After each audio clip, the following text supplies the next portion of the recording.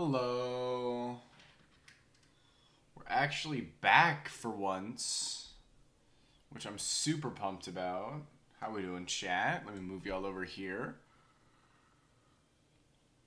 Hello, random chatter that came in. I'm actually live now. I know, I'm actually here. Actually, this time. I was really upset. So the power cut out and it was like flickering. And then the power said, yeah, fuck you. And it didn't come back until 10, but it was slated to come back at like 3 in the morning. So I was just like, okay, well, that's a wash. There goes my late night stream, because I was only planning on streaming until like midnight, maybe. Here before Lego, you want everyone to know that? True, true. You're gonna get a decent chunk of time to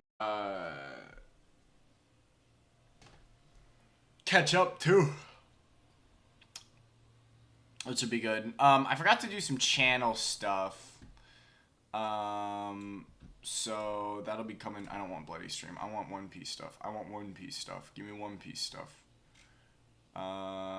What's the...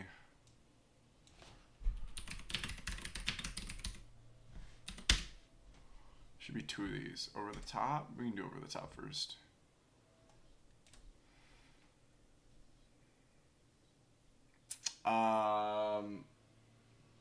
Yeah, because Lego's going to be on vacation. And I think we'll be sleeping when I am live. Let me crank this up now for y'all, because it's actually a lot quieter than I was expecting it to be.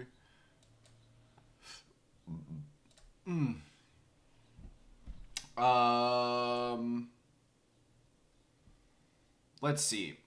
What was I gonna go over? So yesterday I was just gonna find something to fucking do. And then, you know, the power cut out and I was just forced to not stream and I got really depressed. Also, you may think my bed is unmade. I guess it kind of is. I had to wash my sheets, and I have not gotten my blanket yet from the dryer. Because my legs were on fire this morning.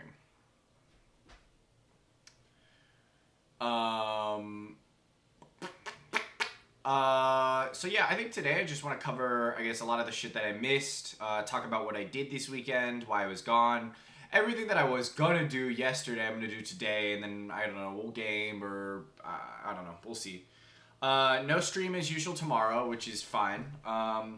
And I will be back Wednesday with a question mark. I have not gotten my schedule yet, but I am slated to be working on Wednesday. So we'll see what's going on with that. If I have that information today, I'll actually have to go and grab my phone. I'll let you guys know. Yeah, I don't stream on Sunday and Joe Biden drops out. Coincidence? I think so. It was really funny. Everybody was making Hassan jokes too, because Hassan was like, I'm not gonna go live. Hopefully Joe Biden doesn't fucking go live and or drop out rather, and that's what happened. He fucking dropped out.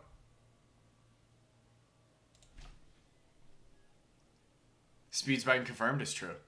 I'm actually running in his place. Yeah, no, I'm running for the Democratic nominee.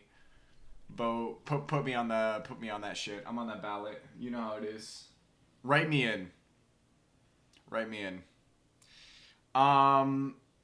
So yeah, the mostly the big news I just want to go over is some fighting game news. We got Terry reveal trailers. We got some Strive stuff. We got a Tekken trailer. Terry reveal trailer, like we didn't already get revealed. Teaser for Terry. I want to go over.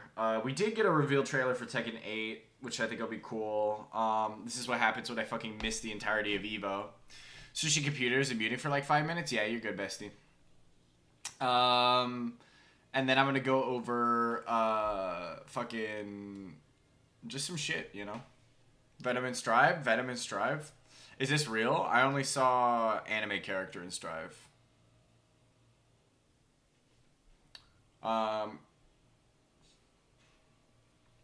played for like 2 hours. We didn't think they were gonna put Venom in Strive, and they put Abba in Strive, and I've been waiting for Abba in a game for ages.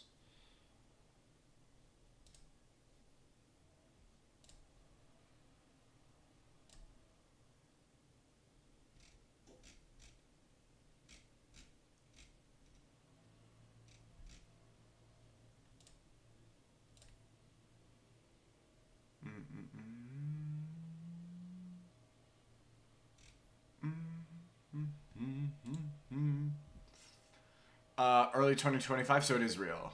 We can play 5 matches and go, let's just play Street Fighter. I mean, that's what's going to happen, which is why I'm not even going to bother with Strive. You know? But that's crazy. I didn't think they were going to have the balls to put Venom in Strive, but here we are, I guess. I assume Venom doesn't play anything. Well, I guess we don't know because it was just a, like, slate.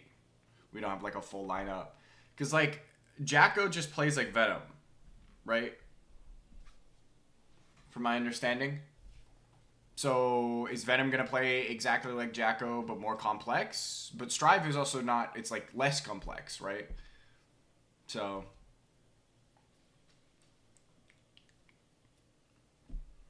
what will be gutted? Probably the entire character.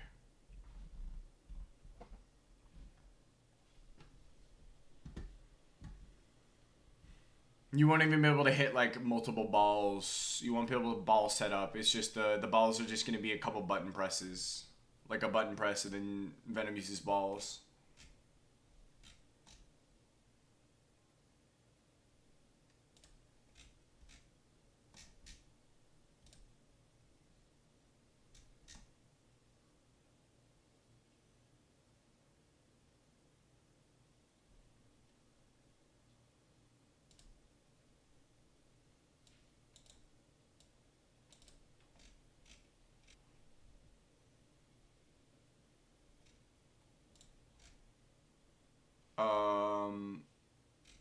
Dude, I'm tired of trailers, man.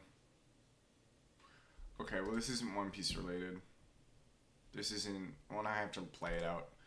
It's a good song. One ball at a time? Exactly. Exactly. I might get slammed for this one, chat. I finally caught up. I was like 20 or 30 chapters behind on Kagurabachi. And it's actually kind of gas, I'm not gonna lie. Like, I know it was overhyped as a joke for the first chapter, and the first chapter was like fine, you know. It was just getting overhyped for a meme, but it's actually gas. I'm not gonna lie. I'm not gonna front. It's really sick. Could it go downhill in the next like 10? Absolutely, but that happens with like all manga, right? So we love that. We love that for us.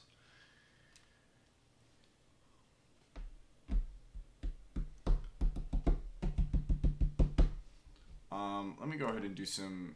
Let me do some searching for these fighting game trailers for y'all. I gotta admit, I've already watched Tsuteri.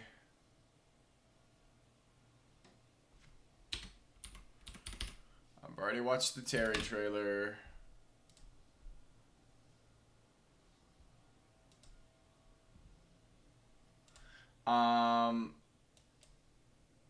I will give you my thoughts after we watch the trailer. Let me find the Tekken trailer. I have thoughts about this Tekken trailer too. I'm not gonna lie, and I think anybody who knows my stance on Bison already will know what I mean. Alright, well, this will spoil it, but that's fine. And then, who else? Strive?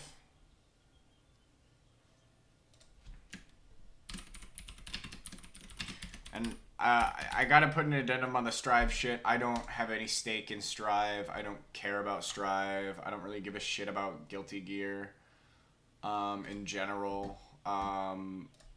Beyond, like, fucking whatever I played. Accent Core. Whoa, whoa, whoa, man from Nar. Out here queening me up, my absolute king over here. Welcome in. Miss our JJK days, but Dondatom will have us seated. Yeah, dude, Dondatom will absolutely have us seated. God, JJK. I think I finally caught up with JJK as well. Again, gay is forgiven. JJK is gas. But dumb bitches can suck my dick. It's no longer peak, but it's definitely going to end soon. And hey, welcome back. And I hope that Gay moves on and writes something just better. Yeah. Yes. It has absolutely been on the up and up since you know who. 100% agree.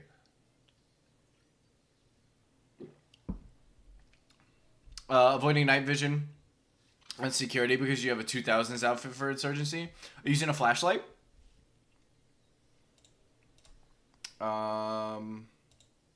Where's this? I need this other. I gotta pause. Oh no! Fuck! Oh shit! All right, that's fine. Honestly, I'm gonna go ahead and get into these trailers. We're gonna watch Street Fighter first. Fucking horror game. Yes.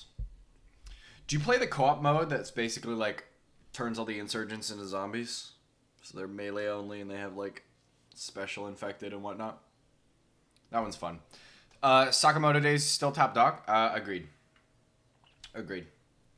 Sakamoto Days fucking wipes.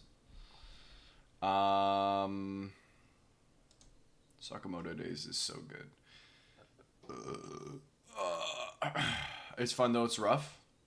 Welcome in, Beef. How you doing? Let me see. This is what I want. Bam.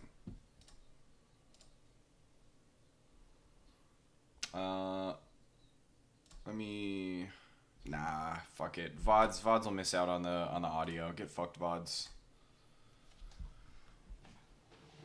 Hey, staying in queue. And you hate teammates after a while? Yeah. Alright, Leslie was quite busy, but you're here now? I have good news. I was not doing shit for the last chunk of last week, so go ahead and put subtitles on for everybody.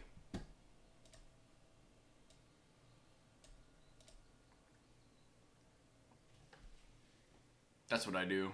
I like single firing when they're close.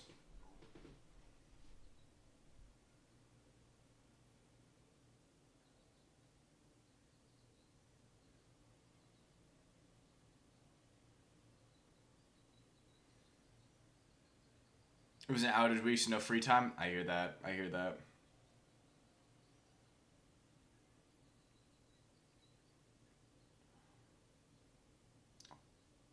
I'm gonna go back through this trailer, by the way, because there's some pieces I noticed.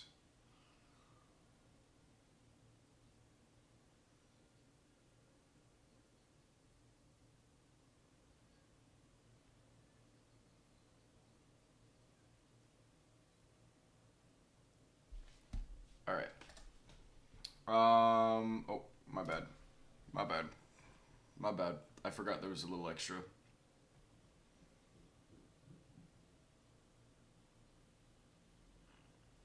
So, things I noticed when I was watching this trailer. This guy right here, he's just a normal model, but he looks like he's giving for me King of Fighters character build, but mixed with Paul, given the hair, Paul from Tekken.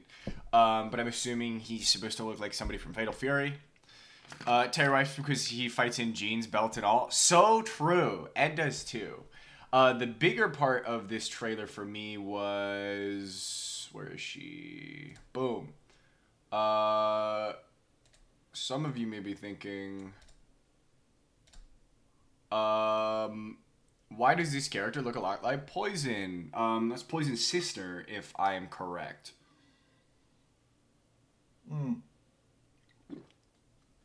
Roxanne or whatever. One of these guys, I think this guy was from The Story, if anybody's played World Tour. Um, Overall, I mean, it's Terry. Not a fan of it being a guest character, but like, it's Terry, dude. Come on, look at this guy. He looks a little weird in 3D. I'm not gonna lie. Um, in this the RE engine, but he's not bad. Um, it'd be nice if there'd be unique intros and Ken would give Terry his hat. That would be really cool. And those are my thoughts. Terry's gonna be cool. I hope this is the first and last year that we get guest characters in Street Fighter 6. On to Tekken 8. Something about the jaw. Yeah, I agree. I think it's the jaw and like I don't know. He Everyone else in Street Fighter 6 looks really good. It's like a really good blend of like realism. Let me get Chun-Li because I think she's the best example of this.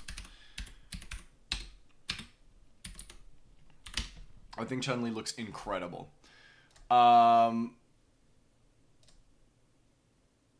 So we got Chun-Li, the goat. She actually looks Chinese, which is amazing. But they also keep it like cartoony still, because like obviously you can look at her proportions. That's a figure. Obviously you can look at her proportions. And then we got what, Zangief. It's IEF, right? Because it's Zangief. Like, he's probably the most cartoony that isn't fucking Blanca. And he still looks fantastic, you know? Like, I could see this face on a real dude, you know, if we toned it down a little bit. Terry, I feel like they made him look too real.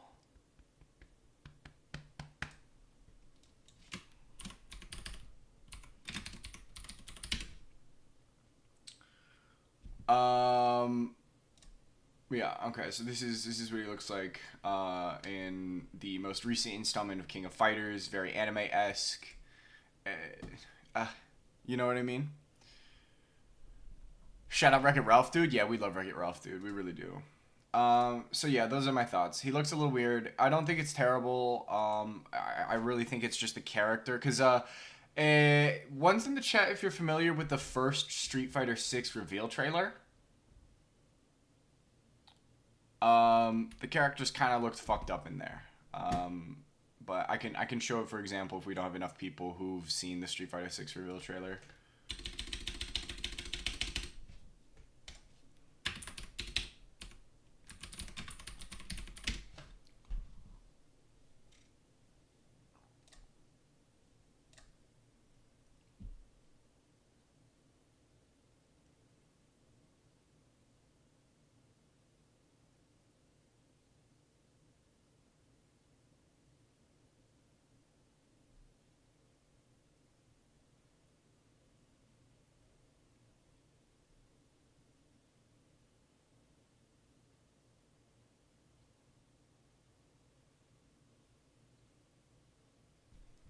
So Ryu and Luke, I know they're fucking around with lighting, and that was part of the trailer here. But Ryu and Luke look really really weird. Ryu looks really really wide in this. Um, there's no Ryu reveal trailer or anything. Ryu and Luke don't look like this in the actual game.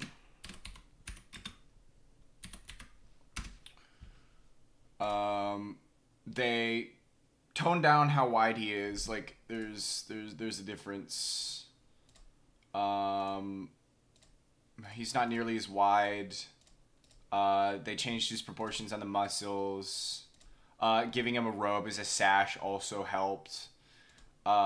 He just doesn't look nearly as freakish. So I think it may be a case of Terry just looks weird for the trailer. And he'll probably look really, really good in the game. On that same note, I have a feeling Mai's going to look incredible, though, no matter what. Here is the Tekken 8 trailer.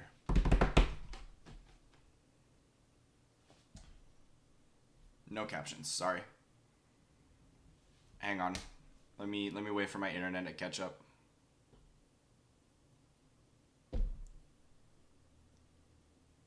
Yeah. Yeah. I think he's gonna look fine in game for sure. For sure. I don't think we're gonna see too many issues there. Hang on. Okay. Looks like we're stabilizing.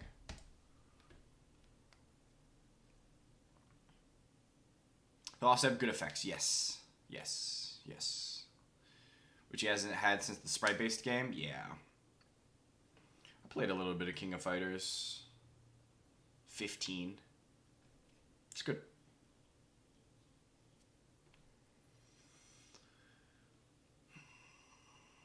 They'll absolutely make sure mine looks good. Yeah. Is anyone else getting weird grayed out sections? Yes. That is because of my internet. That's why I paused it. It's either we get the grayed out sections or my stream pauses all the time. So I went with the grayed out sections instead. As soon as I can move out of here, my number one priority is getting good internet. Because I was expecting to have good internet here, but I don't.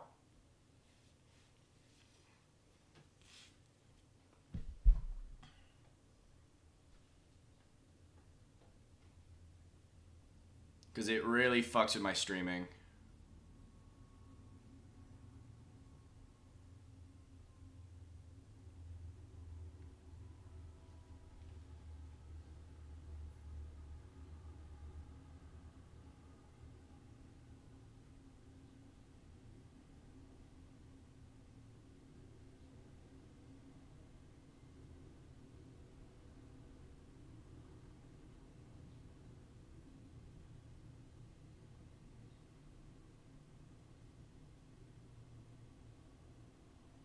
And I did watch this trailer too, chat, which is why I'm not hamming up my raw reactions.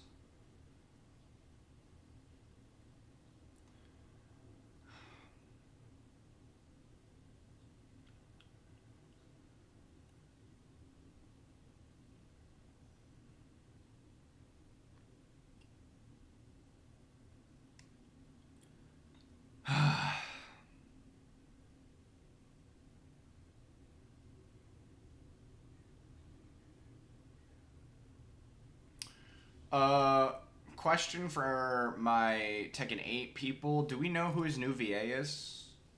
Because he sounds familiar, and it's really good. Things that piss me off about this trailer. Nothing. This trailer is actually gas. This is what pisses... He's fucking dead. Exactly. Heihachi died in the same way that fucking M. Bison died. The difference is Heihachi doesn't have amnesia. Died for one game, came back in the second year. Like, literally the same exact shit, too. Do we know, is Heihachi coming out, like, first part of year 2? Or is this still at the tail end of year 1 for, Tekken 8? Yes, Beef, I 100% agree. Heihachi's dead, and he's back. Which fucking sucks, because the new character that they had for Tekken 8, Reina, it uses the fucking Mishima Zaibatsu. She's like supposed to be the new villain, the new Mishima. You think bro's gonna be out this year? I get it. Makes sense. Actually, let me see if they got anything at the tail end. So he's season 1. Okay. So he's coming out. So that's super early too. I was hoping he'd be like Bison. That would be so funny. They even let Bison rest for a year. Yeah, exactly. Heihachi's immediately back. And like, don't get me wrong. From a playstyle perspective, I understand wanting to bring in a character that a lot of people like to play. People like to play Heihachi. You know, people like to play M. Bison. Okay? But if you're going to have them be this like super duper villain and you're going to kill them off, right? They're like super crazy powerful. I know, right? Blue man over here. super crazy powerful, right? And then you kill them to make room for new villains. Yeah, I feel like it would taste like blue raspberry for sure.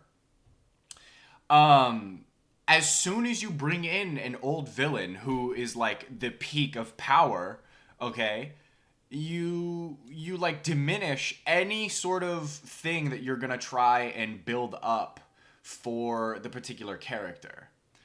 Um, if it's a playstyle thing, then have a student of theirs with the same moveset be the villain. Exactly! Exactly! This is about I was about to go into my fucking tangent. Now, here's the thing. Here's the thing that really, really, really grinds my grundle, okay? Street Fighter V, when they were making concept art for Akuma, who's not dead, by the way. Akuma is not dead, so it does make sense that he's back. Akuma was going to have a baby. They were going to do a classic lone wolf, young cub, like, trope. They were going to give Akuma a baby. He was going to fight with, like, a baby attached to himself on a Bjorn or something like that. And what number one, what that does for his character is humanizes somebody who we've once seen as just absolute pure villainy. Because now he's got to protect, like, a young lad, a young child, raise them and train them, okay? But that also opens the doors for them to kill Akuma. Because if you guys don't know what Akuma looks like,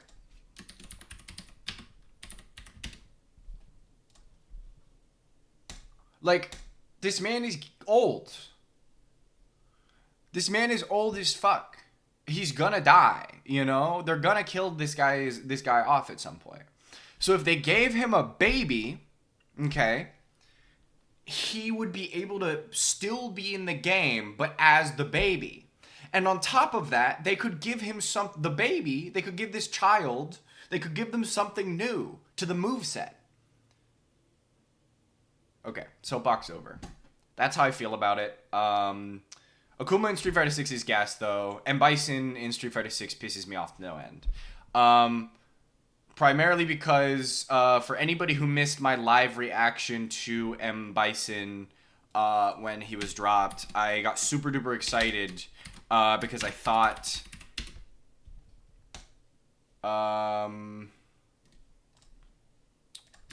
Sagai, I think is his Street Fighter 5 look that gives him the, yeah.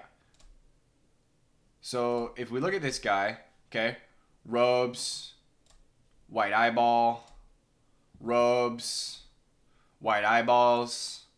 I thought it was Sagat.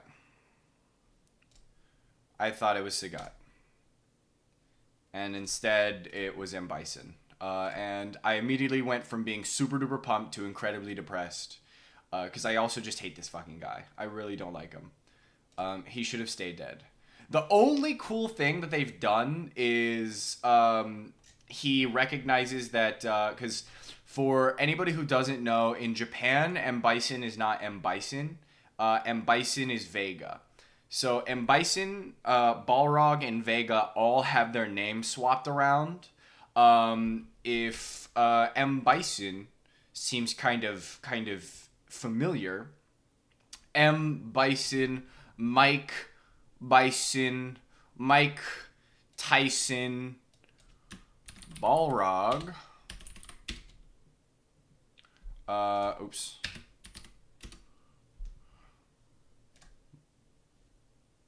Balrog was supposed to be M. Bison.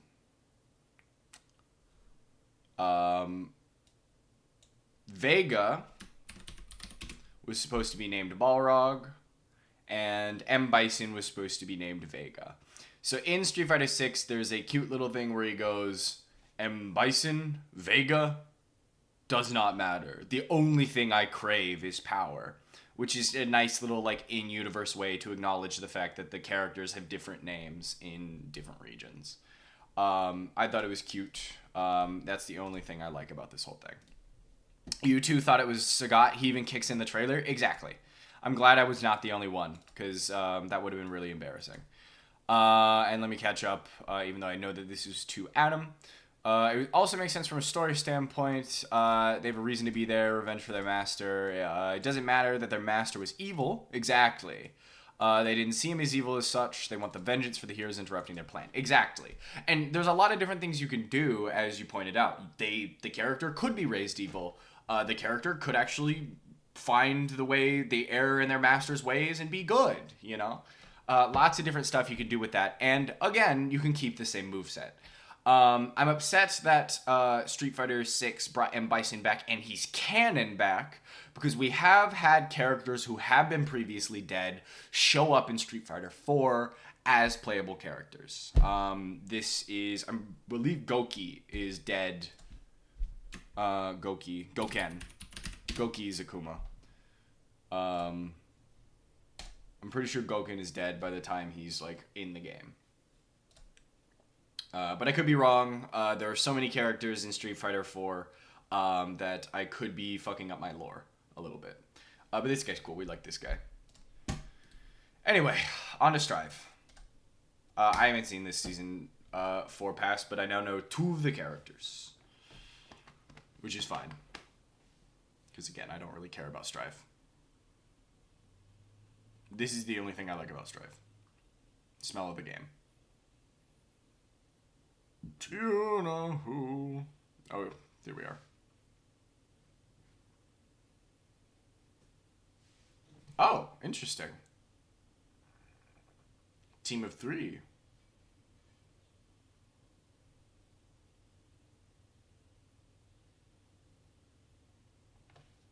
New stages? So we're only getting like little pieces. Is this actually, hold on. Is this season 4, not season 5? Am I back? No, okay, this is right. This is right. This is right.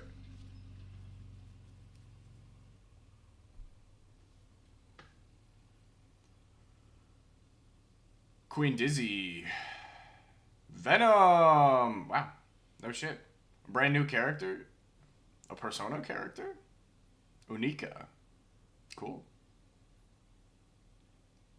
Alright, show the other character.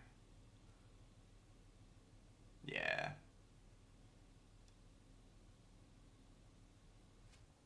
So I have some thoughts about this.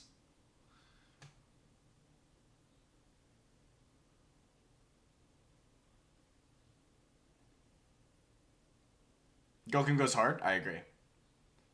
The smell of the... No, the smell of the...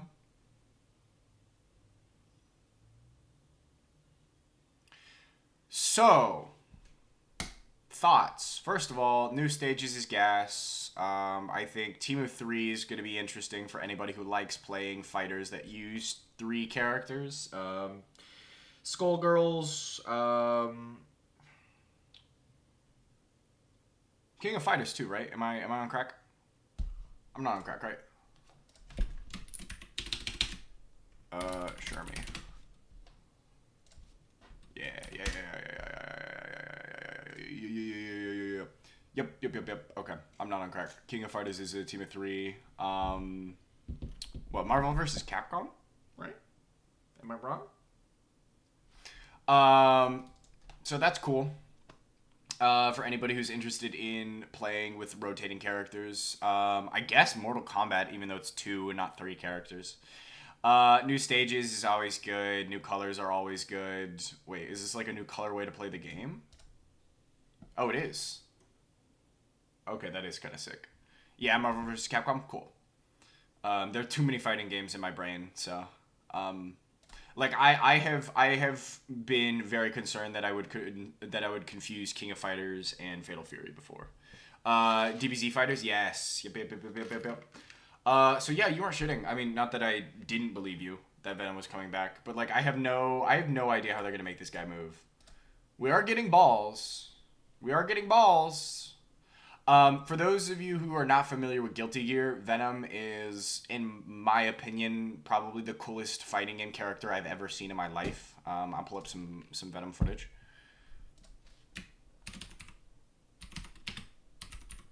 And for a split second, I thought when you said Venom, I was thinking like the symbiote Venom. Can I get some gameplay? I don't need the Strive stuff.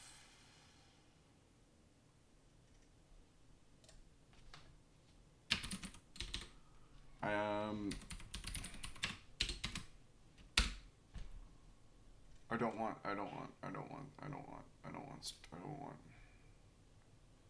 Yeah. There we go.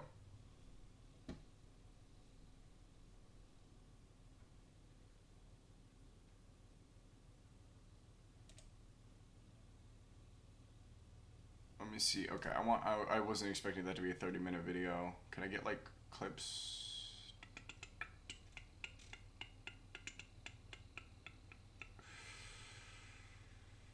I don't want basic combos. Fuck. Cracked. I don't know. Anyway, can I get like Xrd? Yeah, let's see if I can get some Xrd stuff. Or even like pre-Xrd. Can I get like a highlight reel maybe? Yeah, let's do that. Let's do highlights. Highlight. Oh, I don't want. This will do it. This has got to do it.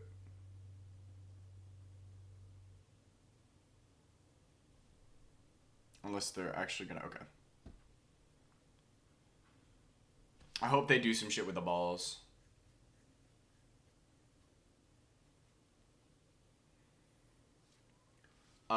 So yeah, okay, they are doing the shit with the balls. So the coolest thing about Venom, like this is one of the coolest fighting game characters I've ever seen in my life. I've never seen another character that does something like this. But essentially what Venom does is spawn a bunch of pool balls. And then you can use those balls to hit your opponent. And you can also like hit the pool balls with moves. It's cool. There's a lot of really cool setup that you can do for it. And I don't know. I just don't think we get any cooler than this character. But for anybody who knows Strive feels like a watered down version of Guilty Gear. Just like Street Fighter V feels like watered down Street Fighter. I haven't played Tekken 8 enough, but I know initial impressions is that Tekken 8 is watered down Tekken. So I am concerned that Venom is just not gonna run well. But yeah, so those are my fighting game opinions right now, chat. That's what I got. That's what's on the brain. Let me go queue up some music. We're going back to One Piece music. I'm just gonna do One Piece OPs. Cause it's One Piece Day, chat. We love One Piece. Well, I love One Piece, but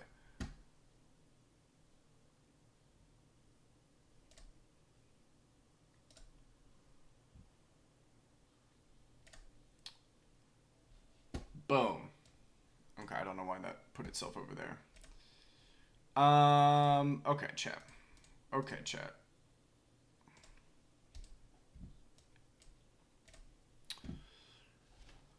So yeah, those are my fighting game opinions right now. If you think they're stinky, that's fine. They're my opinions. You can dispute them as much as you want. Overall, I am concerned about Street Fighter 6's future in terms of guest characters, because we have too many this year. I would have accepted one, but we got both Terry and Mai, so that's two. And we got M. Bison, which I'm absolutely stinky about. I do not like M. Bison. But at least we're rounding out year 2 with Elena, which is going to be huge. Very excited about that. Elena's kind of fucking goated, not going to lie. I personally hope she comes back with her healing, but we'll see. We'll see. We'll see what they do with it. Fuck, I might just end up playing Street Fighter. But for now, let me recap my weekend. Now that I've gone through all the reacting and the trailers, I'm gonna get some water first, and then we're gonna do it. You hate when games flood their character pool too much. Siege, for example. Fighting games are the only exception to flooding their character pool. And I will come back and I will get on a soapbox about that. Because fighting games, it makes sense for them to have a fuck ton of characters. There are like exceptions to the rule, but I'll go into it in a bit. So let me go pee because I do got to do that. I'll get some more water and then we'll talk about it. But yes, I agree. I don't like how Siege has as many characters. Honestly, For Honor has the same problem.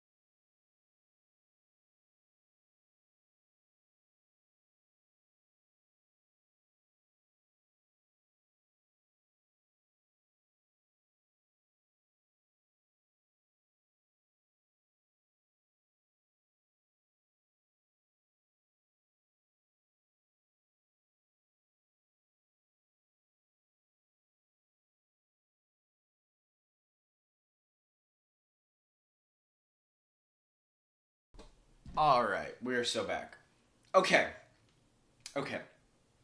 So, Street Fighter 4, let me actually just pull this number since I can actually Google stuff and I don't have to make up a number.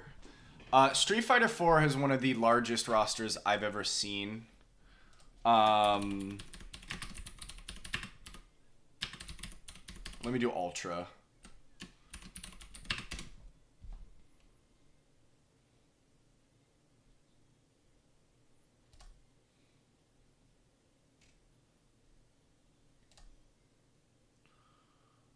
Do I get a number? Ultra Street Fighter 4 has 44 characters. 44 characters, chap. That is a lot.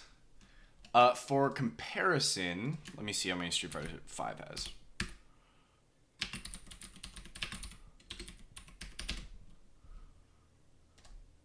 I'm pretty sure it has less. I don't want the...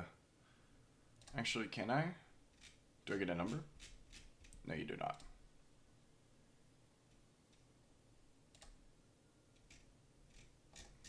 This is also not what I want.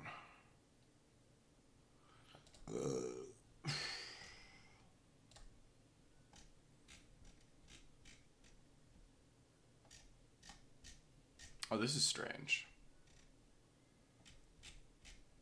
They've got 46. They've got 2 extra. Guess who's finally eating lunch? You? Huge. But I think it was originally 44. Then they slapped Luke in there at the end. So 45. Yeah, 2 more than 4. Largest amount of playable characters. So, like, both of these games have a fuck ton of characters, right? And that's a good thing for fighting games. Because characters go fucking nutty. You get all kinds of matchups. Every character plays differently. This is a good thing. When you're doing something in Ubisoft's wheelhouse, where they're treating the game as a live service, constantly have an ever-changing meta, you tend to step on toes of other characters, at least in Siege's case. With For Honor, it's interesting because For Honor is fighting game adjacent. You can absolutely treat it because there's 1v1, 2v2s where you can treat the game like a fighting game. But it feels like most characters in a fighting game sense usually have something you can deal with for every issue. Like, even a Honda, who doesn't have a huge toolbox to deal with fireballs, can at least jump over them, you know? It's usually 1-on-1 or 3-on-3, but all three are controlled by one person. Exactly. Guess who's finally eating lunch? What are you eating? What is your lunch? Give me the meal plan for today. My lunch was a baked potato with lentils on top.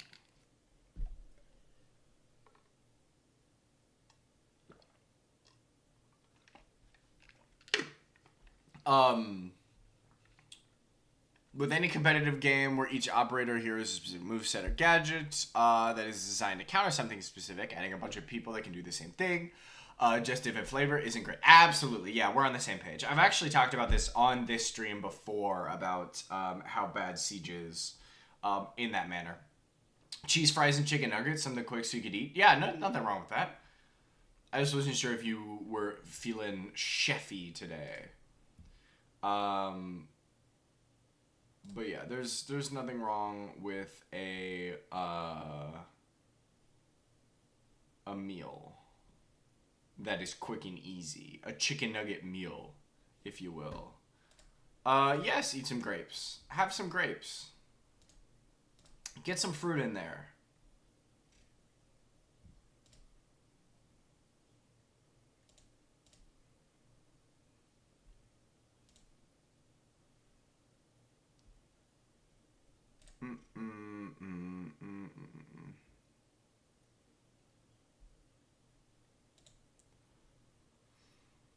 Yume wa kakeatsume.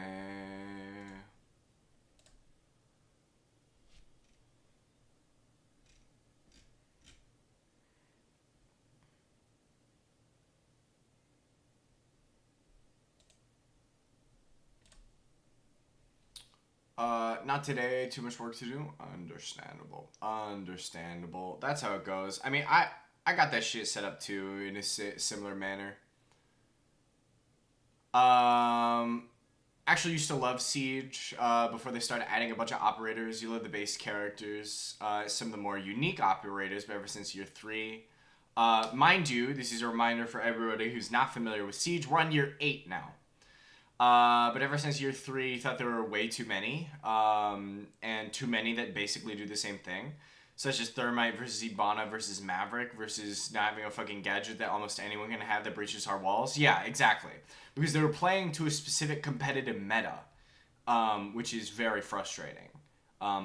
Designing to a specific competitive meta. And we don't like that.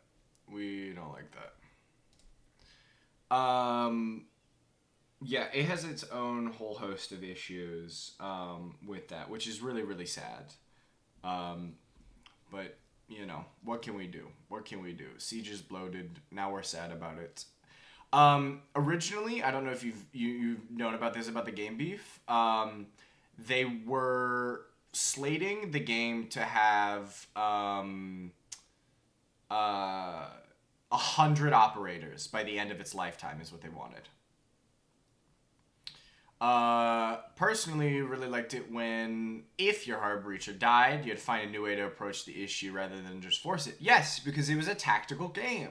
It added some really, really interesting and unique ways for tactics. And now it's just, competitive shooting. That's how it goes. That's how it goes. Um, it it's sad. It's sad to see it, but they had to keep people buying the years, instead of just being like skins, things that didn't necessarily impact the game mechanically. 20's plenty enough. Yeah, no, I agree. It's just the initial, and like they're not getting to 100 anymore. Like they were originally supposed to be releasing a bunch of operators every year. Now it's like one every like part of the season for the year. So you're lucky if you get 4 now versus like I think 12 or some shit. Very, very sad to see. Which is, it's just really funny. But yeah, no, they should have just focused on if they really wanted to monetize it in the manner that they were, or are, I guess, because it's still alive today. They should have just stuck with skins and stuff. Stuff that doesn't have a mechanical impact in the game. Because that is another thing, too. Like, if you're trying to play Siege competitively, you have to spend a lot of money. You got to get all the operators to be viable, Because even if you think you're going to get operators that are like, Daisuke Ono voices El Fuerte? Insane.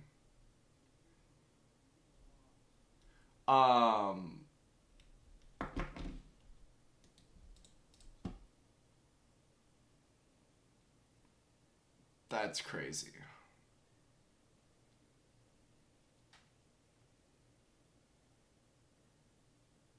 That's crazy.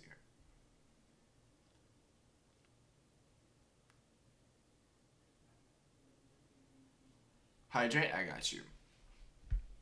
Let me get off this wiki before I ADHD out of my opinions and thoughts. Yeah, Siege is just a really nasty landscape. The meta is constantly having to evolve because they have to release a new character who completely changes up the meta. And that's not to mention like any character that could potentially get a rework and then revisit themselves in the meta.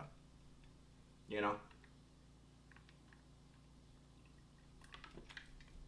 You can kind of get by with base roster, but you also might as well be playing somebody who's absolutely cracked. I don't know. It sucks, especially because we're never going to see a game that plays like Siege as well.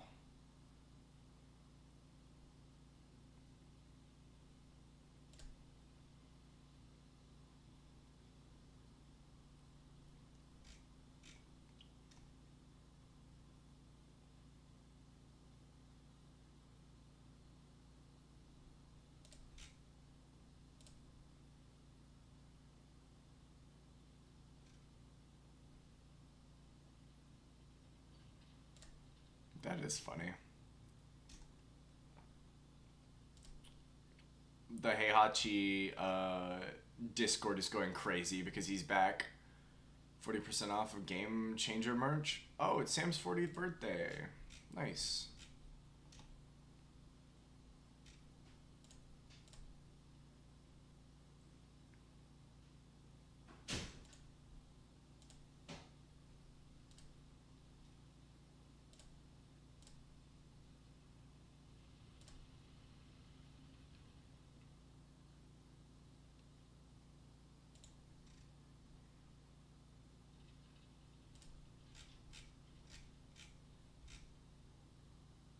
Sorry, I gotta hop off Twitter.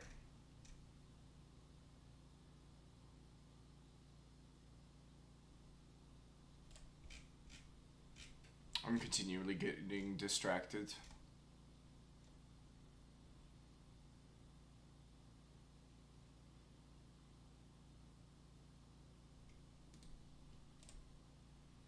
Ad break? Hold on. I got you, Flame. I'll read it in a moment. I gotta do a whole spiel real quick, though. Chat, we got ads coming. If your loved one is out in the cold, watching some ads, you should consider subscribing. You can subscribe for free with Twitch Prime or for $6 a month. Thanks, Twitch. If you see somebody out here in the chat that's a little naked, gonna get hit with the ads that run for 3 minutes, by the way, at the top of every hour, consider gifting them a subscription. You could do so if you are subbed or have been previously subbed, for same price. That way they won't be out cold, watching the ads. It'll be nasty. You know how it goes. Otherwise, you're gonna have to sit through 3 minutes of ads. All of it supports me, though. So if you don't mind sitting through ads, feel free, chat. Lastly, even though this supports me technically less than a sub at the moment, if you're on Twitch a lot, I highly recommend that you consider using Twitch Turbo. I'm considering getting Twitch Turbo because I am on Twitch way too much for me to be sitting through ads. Also, chat, you didn't hear this from me. If you have an ad blocker that works, you can go ahead and do that too. Because ultimately, the only thing I care about, chat, is that you're here watching me. You know? So, however you want to go through it, go through it. You're gonna sit through the ads? Of course. Thank you so much, my goat. After the 3 minutes are up, I'll go through your Ash stuff. But I do remember the olden days when I used to play with some Ash mains. It was a time. The only constant is that Ash will win the game. So true. Yeah, what's up? What you got? I might have an answer. If Lego was here, it would be 42. Have you seen any spoilers for Deadpool and Wolverine on Twitter? Yes, and I'm really fucking pissed off about it, actually. I'm really fucking mad. Yeah.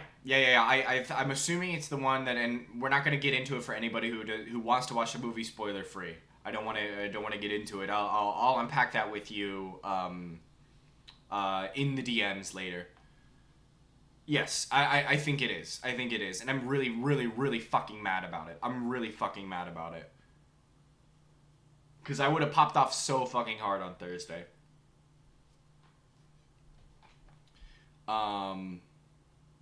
Yeah. And it's because of the fucking trailers, too. I fucking hate trailers, man. I really fucking do. Yeah. Yeah, exactly. Like, I had only watched the first one. Yeah, I agree. I don't know why they decided to put it in the fucking marketing. Yeah, Brett, we definitely have. I haven't even watched the last trailer. Yeah, I don't know why you would spoil that. I don't know why you'll spoil that. I don't fucking know why you would do that. I don't fucking know why you would do that. Especially because of how... Anyway, I don't want to spoil it for anybody else.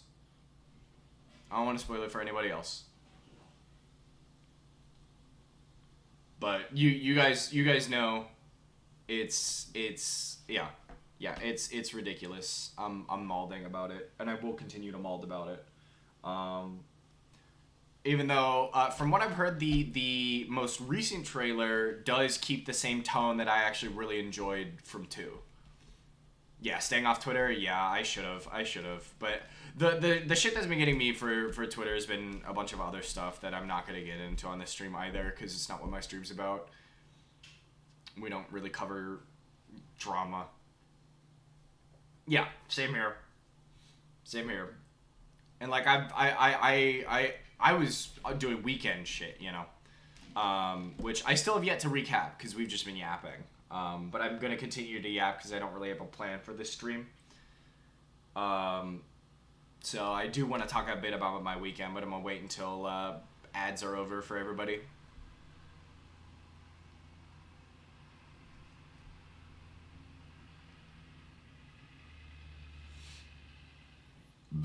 Yeah, weekend recap? Yeah, exactly. Welcome back, normies. You didn't miss much. We were talking about something that wasn't... Siege related. But on the subject of Siege, yeah. Ash mains. I used to play with some Ash mains because she was cracked. And that's it. That's how it goes. I was not one of them though. I was a Fuse main. This is also a lie. I was actually a Shield main. I play Montaigne more often than anything else. Normies. That's what they are. If you're not subscribed, you're a normie. That's just how it goes. Let me talk about my weekend. So, chat, for those of you who don't know, the reason I was gone Thursday through, unfortunately, Sunday as well, was because my ass was Fuse. Yes, I loved playing Fuse.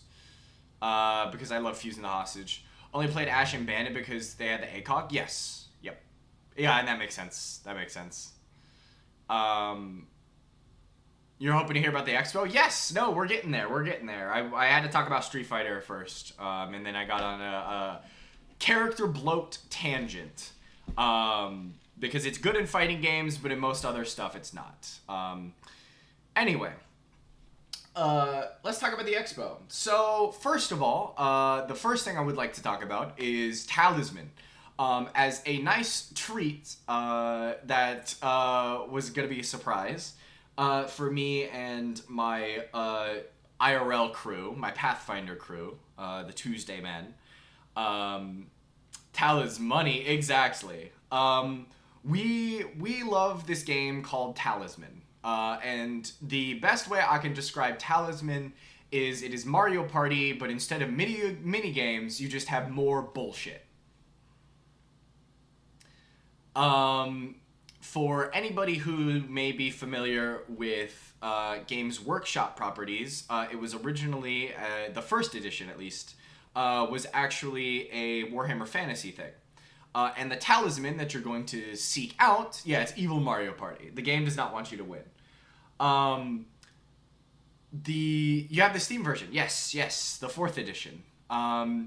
The talisman, that particular talisman is actually in Total War Warhammer 3. You can actually go and get it and use it. It's great.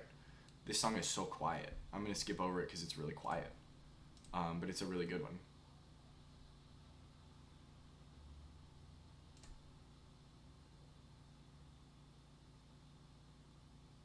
I guess this is loudish. I just don't want to spend time mixing. And essentially, you and 6 of your friends could be a certain number of heroes or villains. They're characters, basically. Little classes, each that have unique things. Some of these characters are ass. They just suck. They're not good. They're objectively bad. But some of them are game-breakingly busted. I'm looking at you, Prophetess. And your goal is to go around the board, both the outer ring or the middle ring, leveling up your character in craft, strength, or getting life above your maximum, so that way you can eventually go in deeper inwards to claim the Crown of Command after achieving the coveted talisman. For anybody who's played 4th edition online with myself or just by themselves in their own time, there are other win conditions too, but the traditional way to play the game is you get a talisman, claim the Crown of Command, then you have to go out and kill the rest of the players, having, obtained the Crown of Command. We got to play the new 5th edition. You'll just say that both of the winners allied with a dear friend, the ghoul and warrior, the troll and the dwarf. Very true. Very true. That is how it works. It's a really, really fun game. I love the game, and I say it's fun because but it's really funny because you're on a wheel. Let me draw it. Let me draw this wheel real quick. Let me find where is it? Where's my pen? I need a pen. I need a pen that'll read really good on camera. Will red read on camera? Let's see. How does this read? That reads alright. Okay.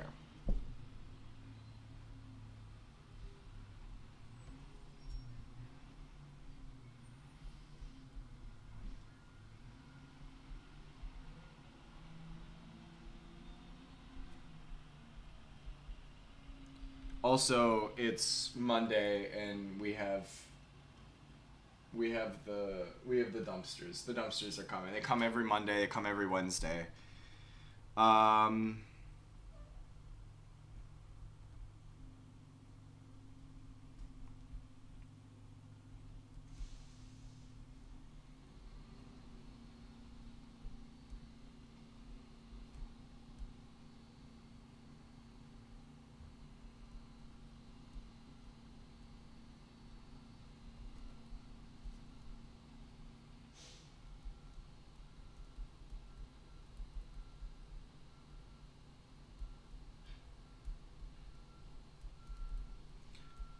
okay, here's the talisman loop. Okay, here's the talisman loop. You start. You're playing the game for a little bit. It's like the first hour or so, and you're like, I love this game. And then you continue to play the game, and your opinion is, I fucking despise this game. The game ends by somebody winning or otherwise, and then in this brief period between you starting your next Talisman game, you love the game again. That's how I feel about Talisman. Anyway, so 5th edition Talisman has a couple of different updates that I like. One of the big things that makes Talisman take fucking 6 hours or longer is that when you die, you have to completely re-roll a fresh character and start the game anew. Instead, when you die in 5th edition, you lose all your life, you lose a turn, and then you can come back. But you still gain all the gear that you retain, you don't drop all your shit, you have all the fate that you have, and you still have all of your levels for craft and strength. Or, if you die and have gold, you can spend that gold to gain a certain number of life back up to your previous maximum, I believe. And then keep going. Very, very good change. There is also some fate rules on how you utilize fate. We were playing with the 4th edition rules where you have dark fate and light fate. But you can use fate to just move anywhere up to 6 spaces, which is nice. Because there are certain areas where you really, really, really fucking need fate to pick a spot. Because otherwise you're just rolling for where you go on the board. Overall, we played 2 games. The first game we played, we ended in we played for 4 hours, but we ended in relatively good spirits about the game. The second game we played, it was kind of brutal, but we did eventually win. We got there, and that's how it is.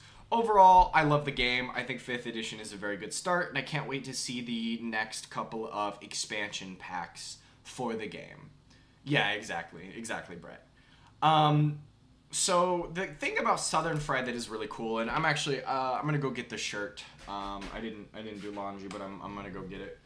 The cool thing about Southern Fried is it is unlike other conventions.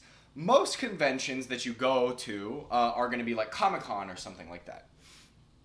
Yeah, Sharkadal is currently still rolling to try and get through the Portal of Power. Like, right as we speak, right now. It's still happening. We started this game two days ago at this point. Let me get this shirt.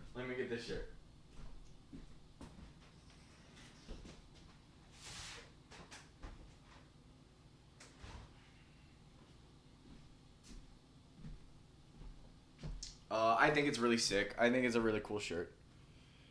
Here's the shirt for this year's Southern Fried Gaming Expo. So the cool thing about Southern Fried is it is a gaming convention as opposed to like Dragon Con or Heroes Con or like Anime Expo, which are anime conventions where you're going to be seeing a lot of cosplay. Dragon Con's not necessarily an anime convention, but they do like a lot of cosplay stuff, a lot of comic stuff. Southern Fried is a gaming convention. It is a board game convention. They do have some video game stuff, but not that much. And it is also a like retro game pinball expo, which is awesome. Every year, they have a new pinball. Last year's it was Venom. This year it was John Wick. Lots of really cool stuff. So there's always something to do when you go. You can play Magic with your crew. You can learn to play new games that are releasing. You can demo different board games that are coming out, which are really cool. You can join board game tournaments, fighting game tournaments, Mario Kart tournaments. You've got. Do they do Magic tournaments? If you go next year, let you know. You and your partner may try and go next year. Yes, absolutely, I will. So far, I'm planning on it, but obviously, if scheduling or otherwise does not work out, it is what it is. What do you do at Southern Frank Gaming Expo? Play games. Exactly. That is exactly what you do. You really just game it up. They pinball, Street Fighter. They have all these like little tournaments, and it gets bigger every year. It gets bigger. Like even this year, it's still massive. And that's not to. And this was like not even to account for like the people who buy tickets daily, right? That are like local to the venue. Dude, so true, so true. Hang on. I want to find some like non One Piece openings now. Just One Piece music in general.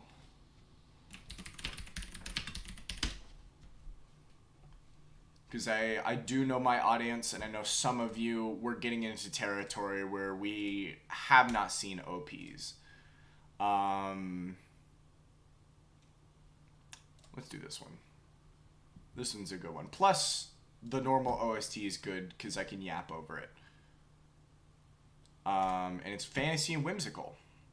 Kind of want to go next year, plans depending? Yes.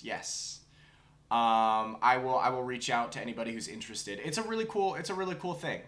There was a mini painting. I actually let me show off this mini. There was a take it paint for anybody who likes learning how to paint minis. It was kind of weird because I don't paint with acrylics normally. If I'm painting with acrylics, I'm using the acrylic as a primer for Bones minis. So I'm really used to GW paint. But I think I did a pretty good mini that I did for 2.5 hours. Let me get this guy out. They do tank it paints. They had a guy there who like normally teaches people how to paint. You want to see the Animal Crossing earrings? I got you. Let me show this guy off first. If I can get him to focus.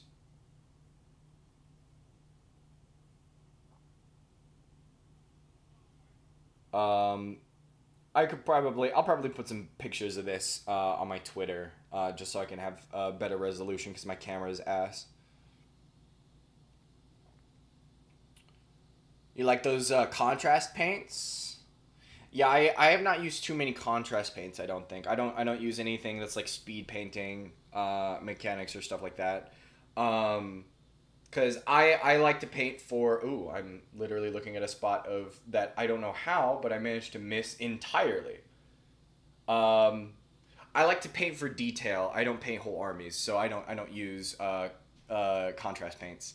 They're just a little guy. Yeah. I had to paint a little guy. They had some actually. So for $1, you could have got like a mini of that size, or you could have gotten this, which is like actually a sizable mini. Travis, Twitch.tv/What a Travesty, painted this mini. And like these are two completely different sized minis, right? Also, welcome in, Lego. I'm glad that you're here. My absolute goat. Yeah, I love the little frog dude. I'm gonna be taking it tomorrow, so we're gonna leave it there. I went with kind of like a poison tree frog sort of look, but I used the red eyes because I didn't want to do black. Because for anybody who paints minis, has a little bit of experience in painting minis, will know that like black and white, they pop. So you have to use them sparingly. And if I did black eyes, it would look really, really, really intense. I probably should have tried to go, if I wanted like black, I'd use like a very, very dark um, blue. Like mix a little bit of black in with a dark blue. Go for that. But I thought the red eyes would look good because there's no like red on the figure. It's mostly yellow for some straw, green, blue, turquoise, and then brown. So I thought like to give a really, really darting contrast, use red that red eye tree frogs have. And it paid off. It looks really, really good. Um, what else? What else? So I did a lot of gaming. I was considering joining the Street Fighter 6 tournament. I did not. My ass would have got washed. But that's not the point. It would have been fun regardless. You have so many Warhammer minis to paint. You and me both. Yep. I don't think they're gonna show up, but I'll get them.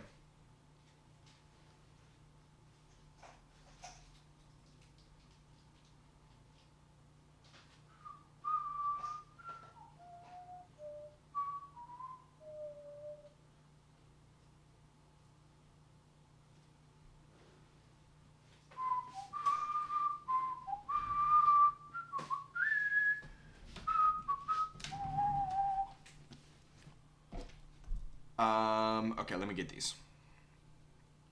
I gotta cut them out of their little bag and put them in my earring box.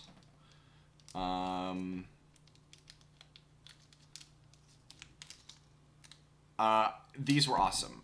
So they have a lot of vendors too. So if you like nerdy stuff, if you're looking for new dice boxes, magic cards, boxes to hold magic, stickers. They had one vendor was selling nothing but anime figurines. Another vendor was selling 3D printed fight sticks and hitboxes. Lots of really, really good stuff. They got jewelry, which I purchased and will be showing off in a moment. Let me put these backs on them.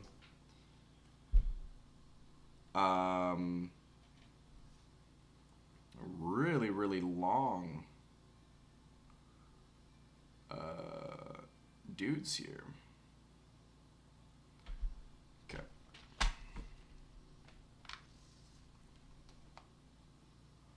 I'm actually super pumped about these. God, and like the pinball. Oh. All right, here we go, chat. Let's see if that shows. Love a sticker? Me too. I didn't buy any this year, but I should have. Sorry, I got cat hair on my nose. It's the little Animal Crossing leaf for items and stuff. They also had Tom Nook, and I was going to try and get one that was Tom Nook and one that was the leaf, but they would not let me. Which was fine. Because I only have the one ear. This is for... all of you know me. You know I only have one ear. I don't know what I'm doing. It's just a little leaf. Yeah, the item leaf. You have so many Warhammer minis to paint? Me too. Me too. I have my rats are up there. Unpainted. Unprimed. And I need to get on that. But I need to actually start building my collection of paint. But I can only do that. Boo, one ear. I got one ear. What can I say? What can I say? I just wanted the one. I've got a bunch of minis. I just need to get back into mini painting. But all my paint is with Travis right now. And I was mooching off of his collection of paints. Because that is the most expensive part about mini painting is collecting paint. So you can do the hobby. The only thing, like I have yellows and blue, and that's about it, and some green. If you're up, we can make a day of it. Absolutely, absolutely. I need to get some paint first, though. So, the boo was for them not letting you get the leaf. Oh, I agree. Got a significant amount of paint? Hell yeah, my man. Most of the companies that I use, obviously GW paints are great. But Army Painter are also really, really good, and I've been trying to get some of those. I'm just about to start dumping links for anybody. Army Painter. GW Paint. For anybody who's not familiar, GW stands for Guild Wars. It does stand for Guild Wars. Games Workshop. Significant amount of paint. So there is Army Painter. Here is Citadel Color for the Games Workshop paint. And let me get Vallejo. Vallejo paint. I really like Vallejo too. These three brands are really, really good. You're going to get some great paint. Vallejo is probably my favorite out of the three because they are very, very cost effective. GW is absurdly expensive. 50-50 GW and AP. Yeah, sounds good. That's a good selection of paint. Like I said, unfortunately was using some Army Painter stuff. No GW pots. I didn't have any pots at the paint intake. But I was also unfortunately using like standard Hobby Lobby acrylics.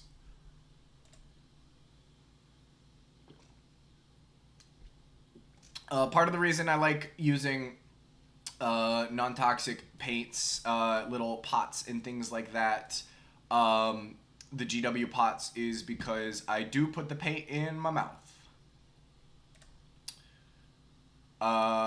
They're textured paints. Yes. Yep. Not Hobby Lobby. Just normal hobby paints.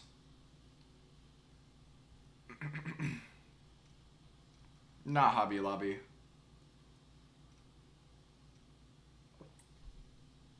But yeah. I like painting for detail. I don't like painting armies. Because I don't really have interest in playing war games.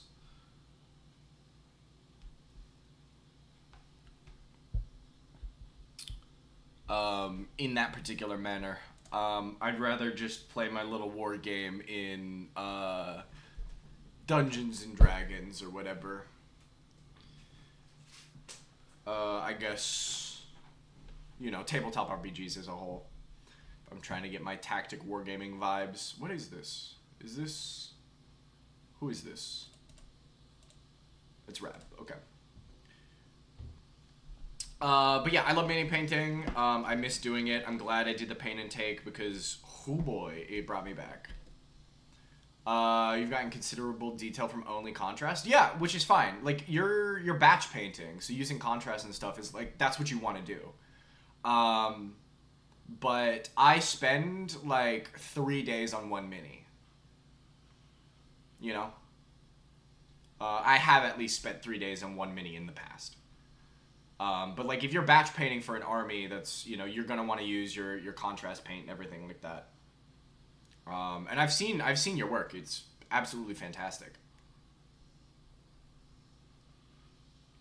But I just like spending the time with it. It's the ritual of actually painting for me.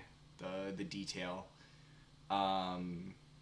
brings me a lot of joy to just sit there and work on the mini for however long. I wish I had some of the ones that I painted here. Speaking of tactical war gaming vibes, the party last night really had to be war gamers with the difference between virtual and imaginative battlescapes. I believe it. I gotta get with you because I've asked a couple of your players already to tell me their thoughts of the session, and I want to know how it was on your side of things as well. But I'll get with you and do that sometime later this week. And just correct me if I'm wrong, y'all are bi-weekly, so I'm not going to know anything this Sunday. Casters learn real quick just how short 30 actually is. Yeah, 30 feet actually is from an enemy marshal. Yeah. Yep.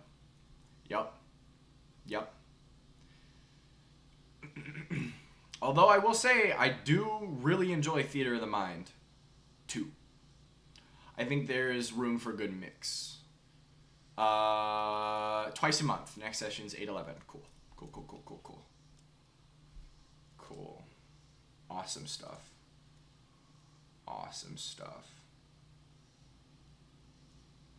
I am looking forward to hearing about the next session then. Because I have to live vicariously through that campaign at the moment. Because while I do have my Pathfinder on Tuesday, my Saturday games, both my Saturday games are blocked out for a month. The curse of sharing players.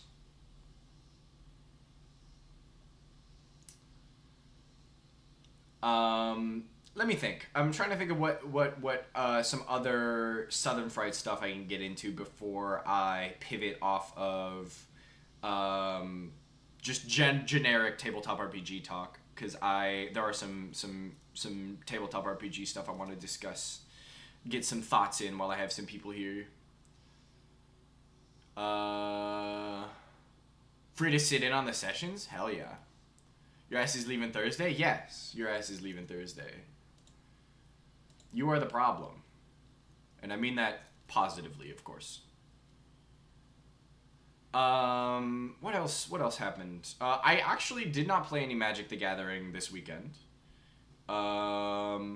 Okay, here's a little funny anecdote. So there was a electric darts machine that two of the people I went with were able to play on they played on it once. Every other time we kept trying to go, it fucking broke. It was broken.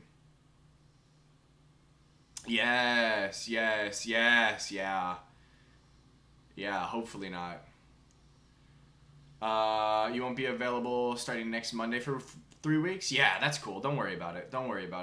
Like, none of you are obligated to be here. I appreciate it when you guys do show up, but I know y'all have lives and are busy.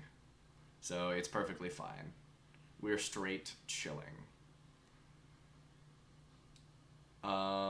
Yeah, we are hoping that he's not infected, because that would be bad. Yes, we are. You force us. You're contractually okay. Yes, so that is true. If you're a mod, you're forced to be here, and Flame Lord is in fact contractually obligated to be here. I dock his pay every time he's not here. Yeah, exactly. Because I'm an absolute menace. No, it's okay. No, Lego, you told me ahead of time. You told me ahead of time that you were going to be out, so you're good. I found somebody to cover for you.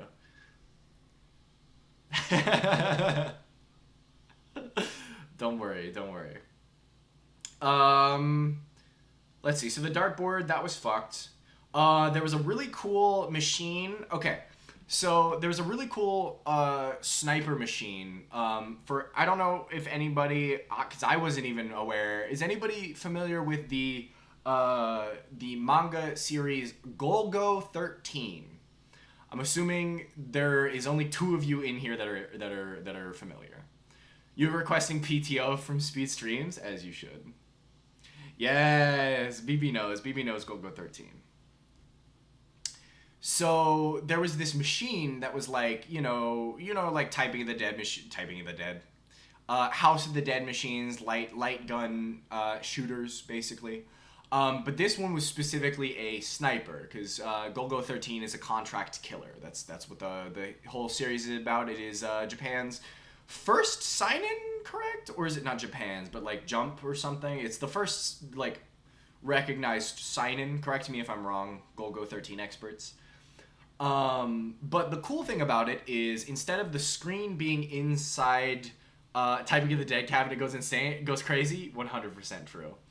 Instead of the screen being in the scope, the screen was there presented for you, and the scope was like actually sighted and stuff, which was really cool.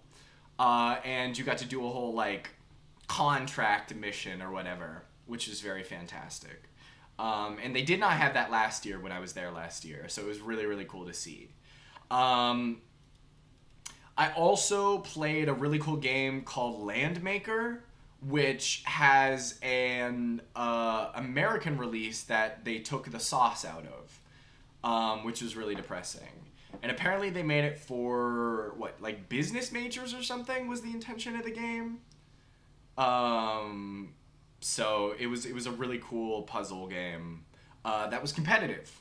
So you and your opponent would be trying to match tiles together to take a bunch of land from each other, or not necessarily from each other, but you'll score a bunch of points, and then you'd send over like more blocks, more colors over to your enemy, as well as push down a uh, what was it? I guess like a giant stone wall that would just push it further and further into your enemy territory. Um, you were riffing, but there's actually a Type of the Dead cabinet. Oh, that's incredible. You'd like to hit the range again? Yeah, dude. I hear that. I hear that. Oh my god, there actually is a Typing of the Dead cabinet. That's awesome. Complete with a keyboard and everything. Yes, we absolutely should. I could use some more practice. I'm just watching this guy hit marbles. That's crazy. I'm trying to.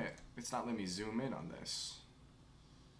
I love how it like just has a full keyboard too. Well, it doesn't have the 10 key, but it's got the arrow keys, which is really funny. Shout out Typing of the Dead machines. What else? There was this one really cool pinball machine that didn't give you the balls. So for anybody who's not familiar with pinball in general, you know how so a machine will give you a ball, and then you pull the plunger. Hang on.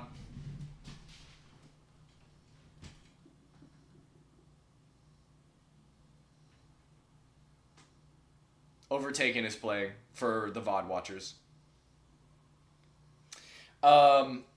So it gives you a ball, you pull the plunger, you get the ball in the machine, and then you can use it.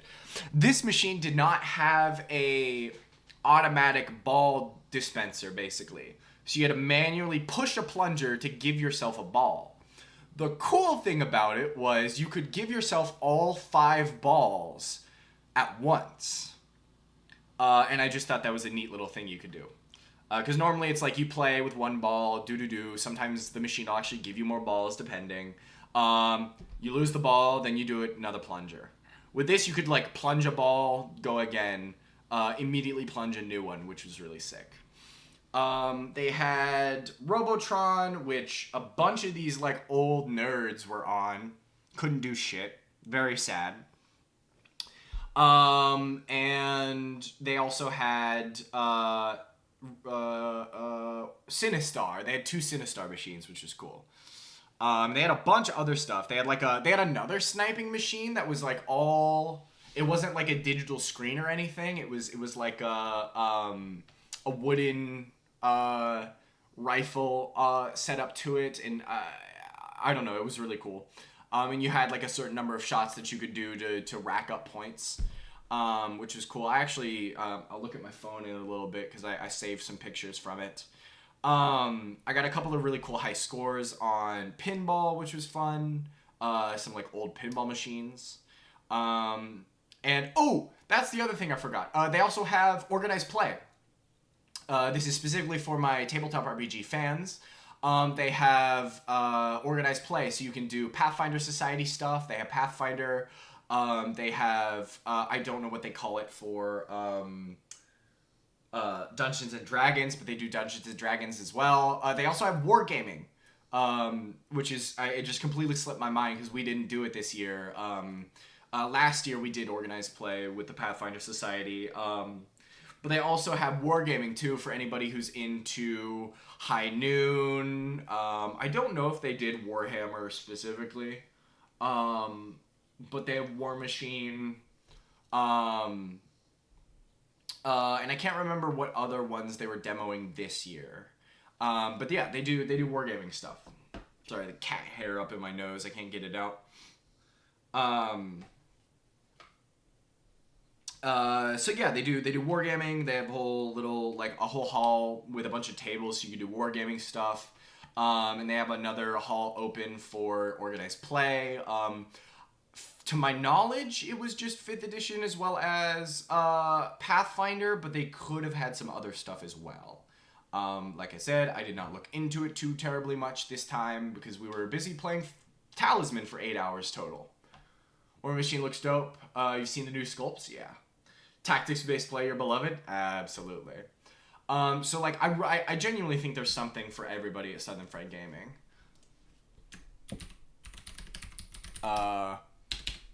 The other thing that I like about Southern Fried is just the fact that you can rent a one of their board games. You can go out and play with friends, with strangers. They'll teach you new games.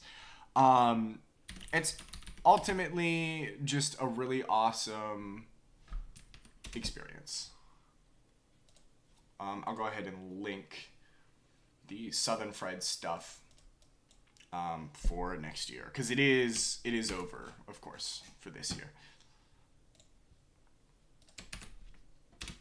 So there's for anybody who's interested in looking for potentially next year, because you can buy tickets super duper early for a reduced price. But you should be able to get look at like all the different events that they do, the different tournaments that they have. There was a Beyblade tournament? How did I miss that?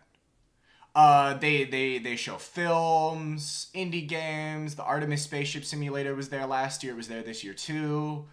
You could exhibit games that you make. It was some good stuff. So thank you for indulging me, chat, while I talked about my weekend. It was a lot of fun. Films, yeah. They show movies about like how certain games were made, or documentaries and stuff like that. I don't know if they show like movies or like anime movies or anything like that. I think it's mostly documentary stuff. But they have like a little area you can sit in and watch stuff in. So if you like documentaries, take a look at that.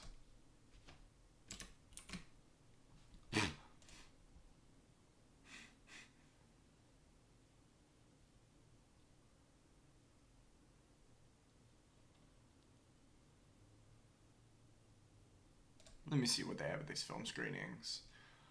Golden Era, which is all about GoldenEye, Token Taverns. Talked about bringing back. Okay, it's the barcades. Before the Macintosh, the Apple Lisa, going cardboard. Yeah. Okay, so it's all documentaries. And they show off short films. Okay, they do show short films. They had the entire history of Silent Hill. Glued, which is a short film about a mother trying to deal with her video game addicted son. Pinball Donut Girl. Pong. So, cool stuff. So if you're into short films, you can also, take a look at shit with that. Here, I can also show off my badge. I was not a VIP this year, chat. I was not a GOAT this year, chat. But that's how it goes. Sometimes you're just not a VIP, and that's fine. Let's see what else they had. So panels, Artemis, more panel rooms, Crokinole, and then, the vendors, pinballs, esports, all kinds of stuff. You fear the con you're going to this weekend is going to create a monster? It might. Here's the badge, just in case anybody's interested. Still hoping to meet Joseph at a con maybe one day? Yeah, maybe. Always a VIP to you? Thank you so much. Chat, I'm going to drink some more water. And then, yes. No, I knew it was Joseph Quinn. Don't worry. Although I guess you do have to clarify for chat. Thank you so much for being your VIP. I love it.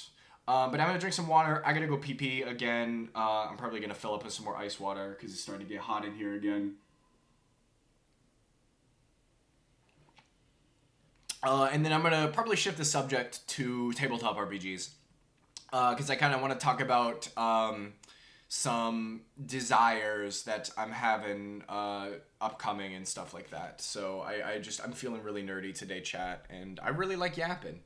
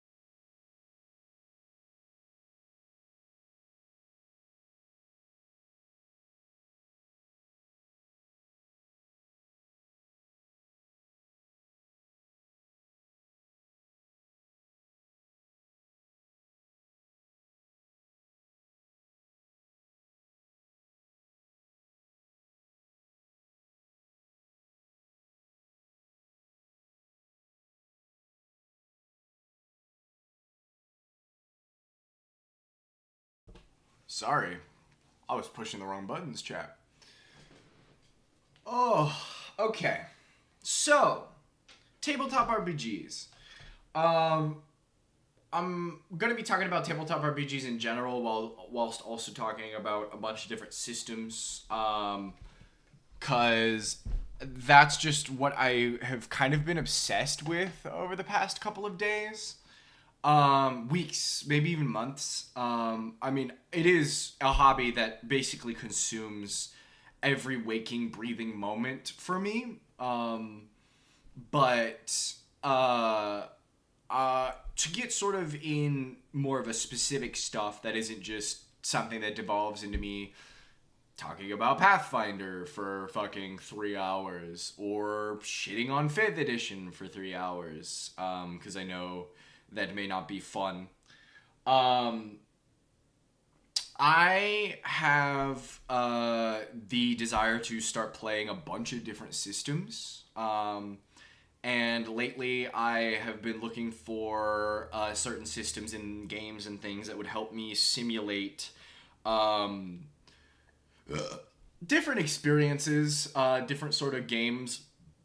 Top on my list is some anime shit, of course, because I'm a fucking weeb. So I've been wanting to find a system that'll allow me to simulate, like, JoJo, which I think would be really, really fun. Because I have a really, really cool idea for a short JoJo campaign that I think would be awesome.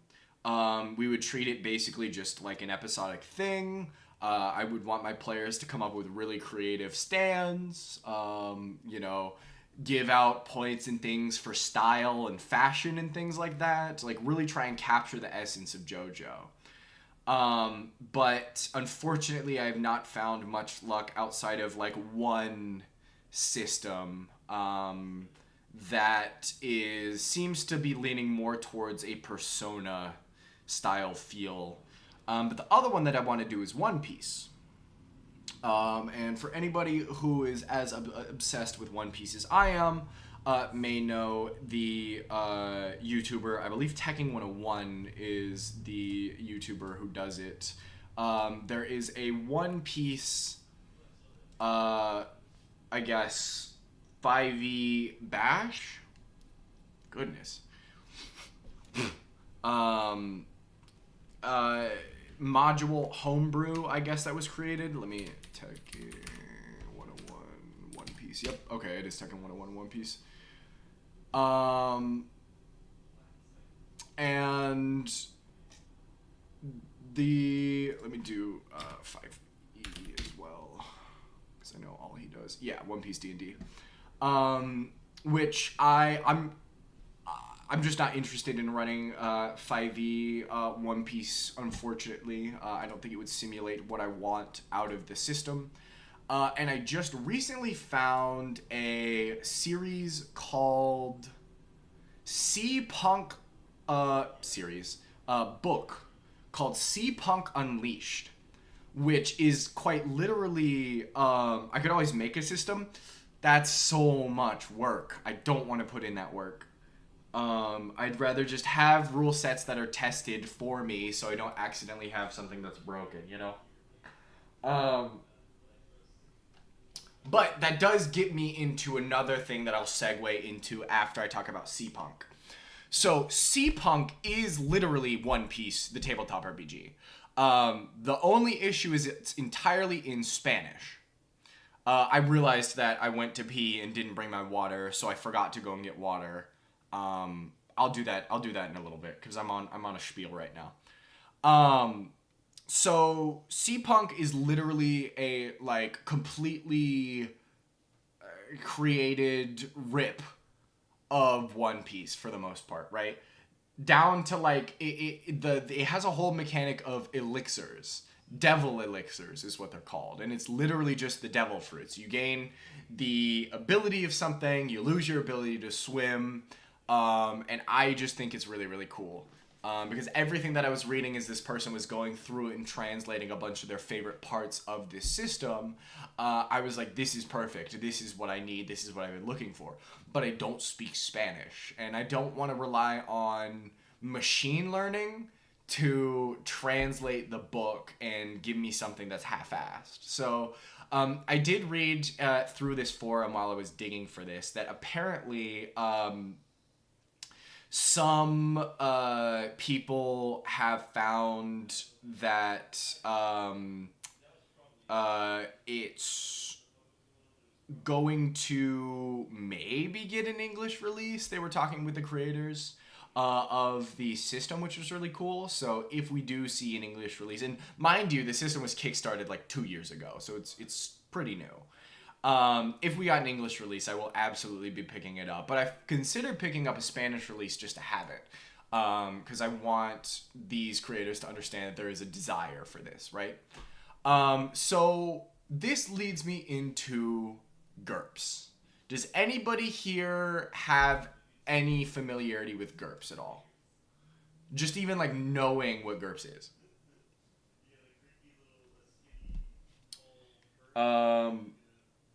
If you're a Fallout fan, you're probably familiar with it.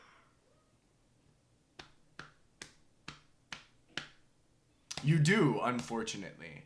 I have considered running and learning GURPS. I really wanna take a crack at GURPS, which has been reinforced by my roommate, who's been playing a GURPS game styled like the Yakuza series, as well as this one guy who I'm subscribed to now. Let me find this channel real quick and I'll plug it.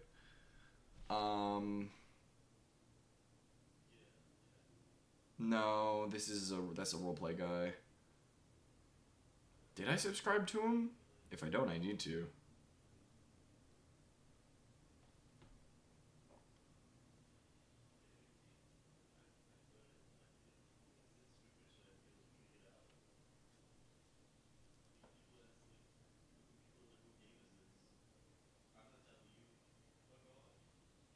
Oh, okay, no, this is no. Wait, maybe. Was it the guy? Is this the guy? Is this the GURPS man?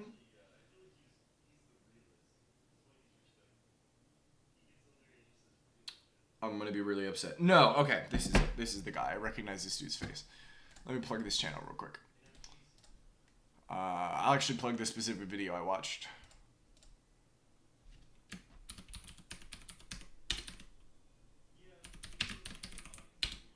And this guy's been running GURPS for his sort of crew for a very long time.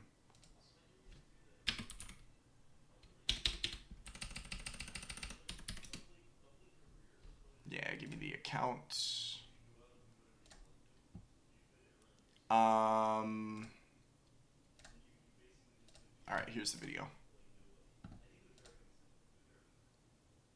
If you took the time to learn GURPS, you probably do Gothic Fantasy, Bloodborne, and other themed one-shots. Yes. There's a Destiny themed system, which you think, and you haven't looked at it in a while. Yeah, give it a look-see. Give it a look-see. So the thing that I think is really cool about GURPS is that, for those of you who are not familiar, it's generic universal roleplay system. It is a system that you're supposed to be able to take pieces from, kit bash it all together, and play a game however you would like. It has rules for fantasy. It has rules for low tech, high tech, mid tech. It has rules for martial arts, superheroes, all kinds of systems, horror, which I think is just really, really, really neat. And it was something that I thought I was going to look into, to maybe try and run a game that works in this manner, which I think would be cool. But I just don't... The one thing about systems that are like trying to copy or capture anime is that they're really relying on anime tropes versus like just the flavor, So that's why I was considering GURPS. This is getting really loud. It's probably overpowering me. And so I just have this renewed interest in trying it out, because I was originally going to try it out because of Fallout. I wanted to run a Fallout game in GURPS. I ended up not doing that. I ended up homebrewing my own system. It was ass. We only had one session. We never revisited it. It is what it is. But I really want to give GURPS a shot because I want to play... I was originally going to try out this system called FIST. It is an acronym.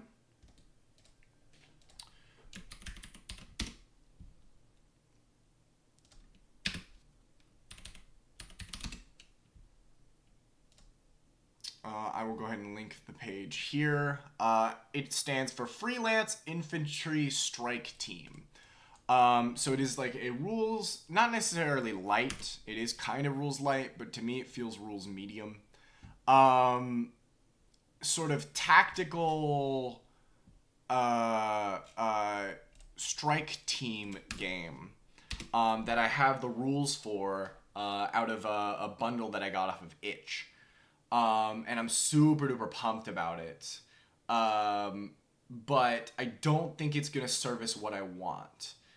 I think the system is really, really cool, but as somebody who really likes telling narratives, I like my characters to live longer than one session. And when I was reading through the FIST rules, the cool thing about it is it has a whole system for rolling up characters really quickly, because when a character dies, a new one is immediately, like, literally dead dropped into the game.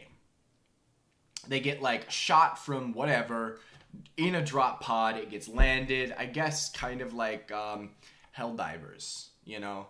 Give it a Helldivers flavor. A new operative is immediately put into the game, and you get thrown into it. But it doesn't serve the narrative that I want. I wanna run Metal Gear Solid. I'm not even gonna try and hide it. So I want to run a sort of tactical game that not from the tactics of like I have a board in front of me and I'm doing combat in that manner, but I want like a tactical espionage type game like Metal Gear Solid, and that's what I would want to run, and that's why I think I've settled on GURPS. You think if you do run it in GURPS, self-customized abilities may work well. They get a matrix to which they build their skills, one from each row and column. That way everyone can have unique stuff that is internally balanced rather than needing a whole list of abilities, then having them name it. Yeah, no, I agree. I definitely think I could whip something up with GURPS. I just need to spend enough time reading over the books. Because the thing that I find awesome about GURPS, and as the guy in the video sort of states, is like, GURPS is incredibly heavily crunchy because it is a huge toolbox. There are so many tools in there that you can use to build what you want, character-wise, campaign-wise. But because there is so much, a lot of people forget that you can just hand wave stuff that you're not going to use, you know? So I definitely think I could do it with GURPS and I could get what I want out of it. Primarily for JoJo, I think less so for One Piece. One Piece, there's a lot sort of cooking that I would have to do on my end. And it's not necessarily from the lack of desire to actually do something regarding that. It's more the time. I don't have the time to build anything ground up or build things partway through. You know what I mean? Which is why I am just hesitant to do so. Let me see if I can find this tabletop RPG that does run Persona style tabletop RPG. It was called... There's an official Shin Megami Tensei RPG, which is cool. Cool. This is actually better. They have City of Mist, which is one that I've been looking at for a while. But if I was gonna run City of Mist, I'd rather run I almost said Wolf of Wall Street. Wolf Among Us. But City of Mist is really cool. It's not Geist.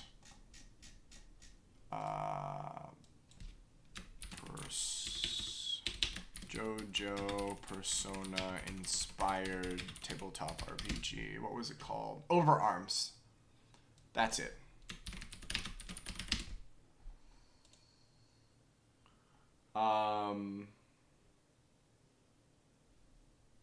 Here's Overarms for anybody who is interested in looking at that. Oh shit. Ads.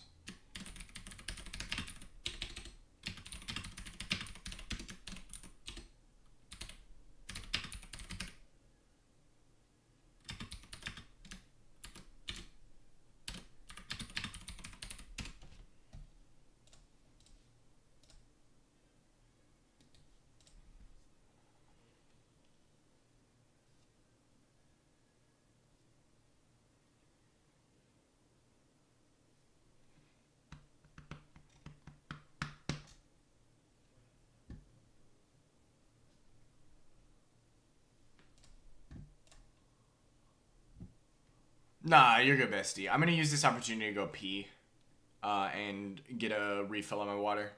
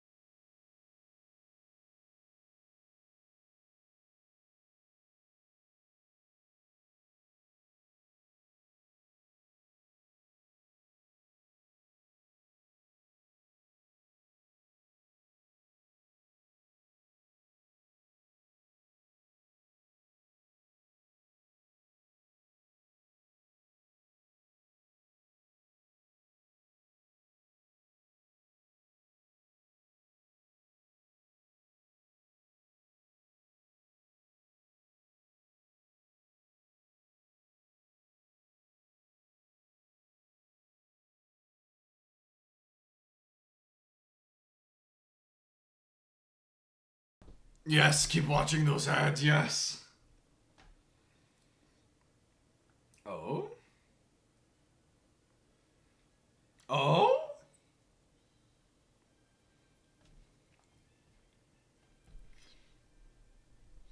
Sorry, my roommate got a chopper keychain.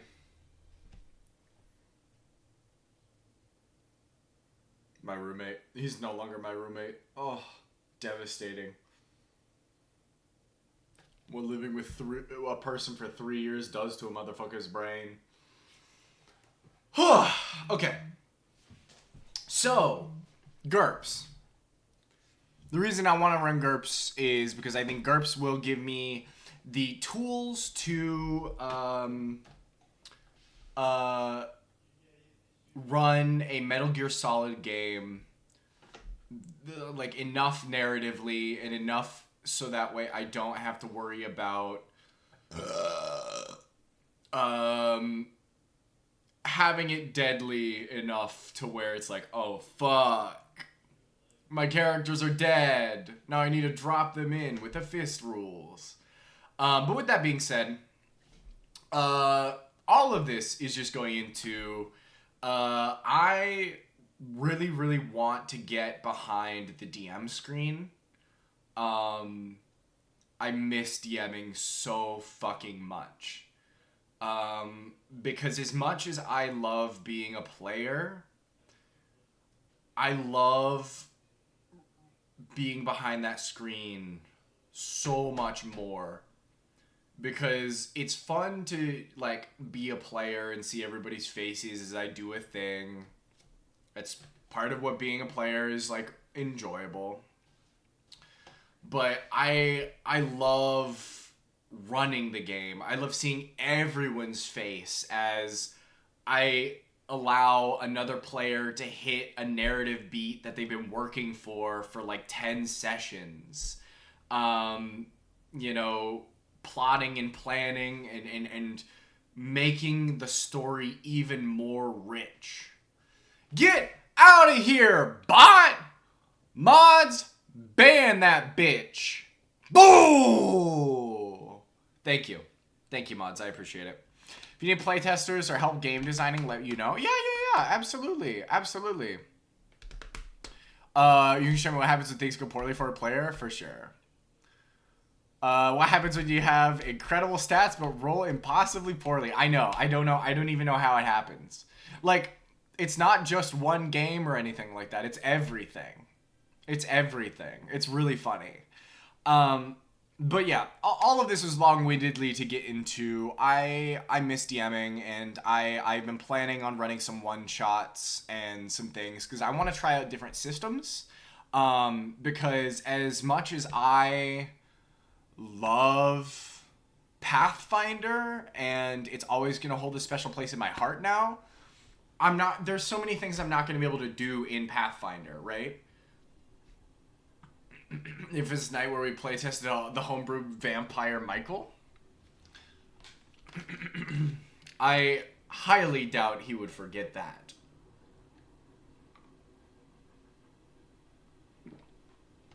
You love Call of Cthulhu because you finally found your home? Yeah. Call of Cthulhu is a fantastic system, especially if you roll low. 20 plus nat ones. Last night you rolled 3 nat ones and 4 rolls? That's nasty. Nasty work. 5 hours of play testing, 23 nat ones? That's disgusting. That sucks. That's also really funny. You still need to observe D&D? Yeah, once we're not on this massive... because we just got on another hiatus. So once I'm not on a big-ass hiatus, I'll message you again. I mean, you're busy, you know? But I'll lock something in for you.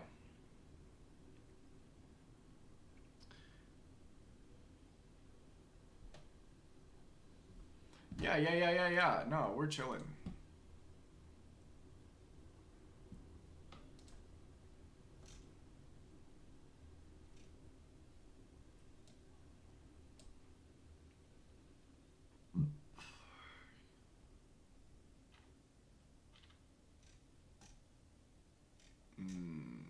Sorry, I'm looking at the overarms rule set and seeing that it's $10. I might.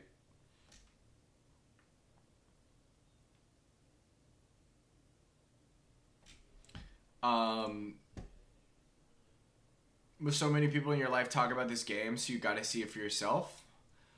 Here's the pipeline. Okay. You're gonna watch the game. You're gonna sit in on the game. Okay. Then you're gonna want to play the game. Okay. Then after wanting to play the game, you'll play the game for like one session, okay? Then you're going to be wanting to be in your own long-form game. We literally did that to Green's wife. And I'm really, really excited about it. Because it genuinely, tabletop RPGs as a whole, they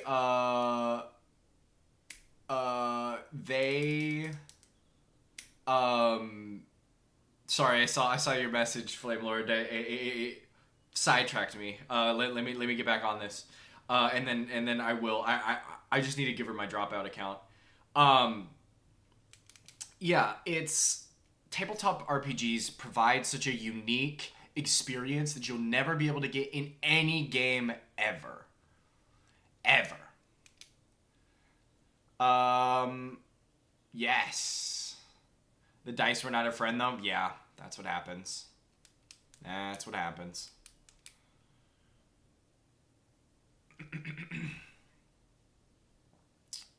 Yeah,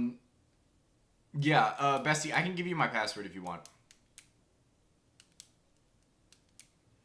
But tabletop RPGs, they, like, I've talked about it before about, you know, how, like, I can't play Skyrim, I can't play Fallout the same way after having a tabletop RPG, but the thing about it, beyond just that level of immersion, is the way you're able to tell a story with 4 of your close friends. You have, like, all of these other characters are interacting with each other. It's not just you interacting with, like, fucking Nick or Piper or Kate from Fallout 4 that have pre-written dialogue all based on your actions, your karma, stats that you take, different things like that. In this, there's another person in front of you and they're also playing a character. And if you kill someone in front of them, that may have repercussions that you don't, like, that does not end, whether it's good or bad, for the rest of the entire campaign. The influence that character has on you as another character can completely shape the way that you're going to tackle problems in the future. If you're faced with the paladin who has, like, a no-kill rule and you're a no-kill unless, you know, like, you have to rule, right? Or, fuck it, let's just go even harder. Just a no-kill rule in general, and they always are, you know, non-lethally getting rid of their opponents or expertly working out how to talk their way out of a position so they don't have to fight in general, versus a bloodthirsty rogue who only knows murder.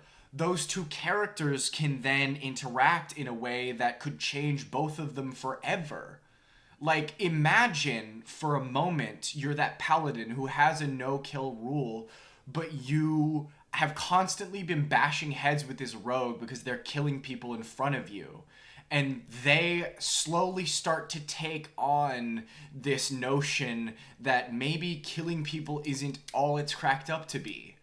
And then you're sitting there faced with the difficult choice of killing somebody to save the rogue's life. Like, insane stuff happens out of the stories that you get.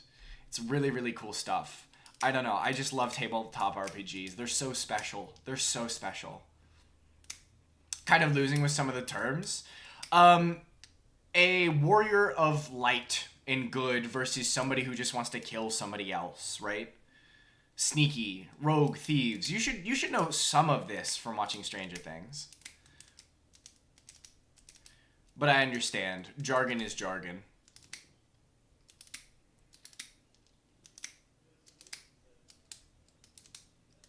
And, like, non-lethal is just not killing anybody.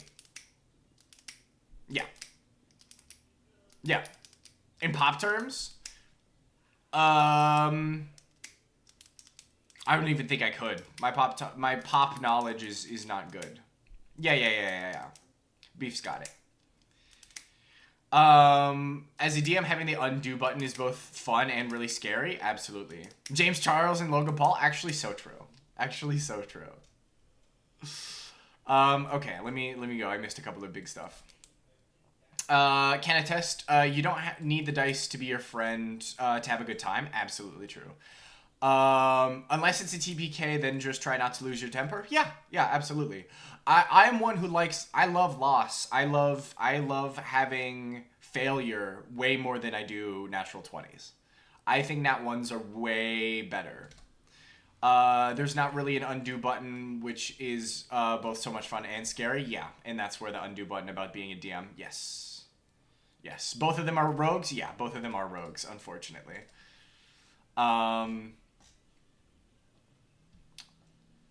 Let's see here. There was one thing I wanted to touch up on. Crown of Candy. Crown of Candy is my favorite. I know that this comment was not for me. But Crown of Candy is my favorite Dropout production, period. And I think it will forever be that way. No. Marvel Head.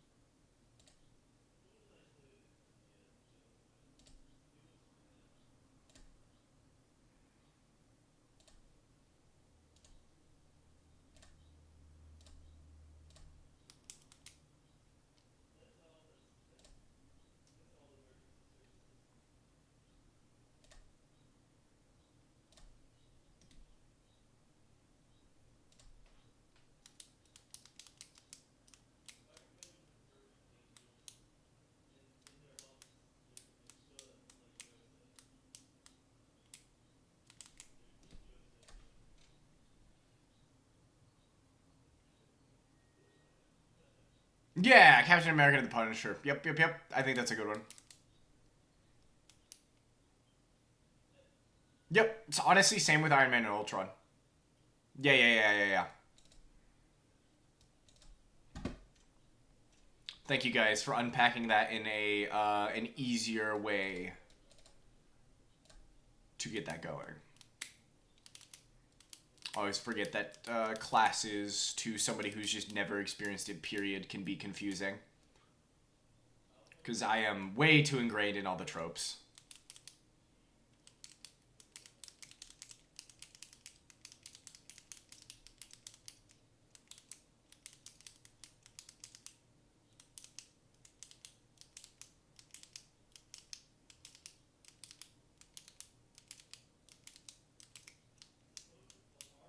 Speed's too smart? No. I just spend too much time playing these games.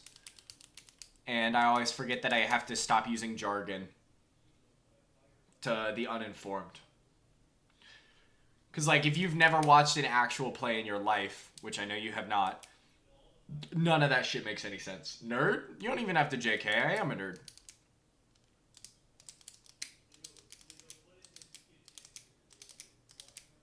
Such is an engineer's life. Yep.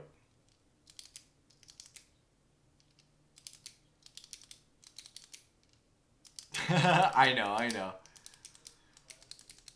But yeah, I'll get you in to sit in a game, and then eventually, if you are interested, you can play.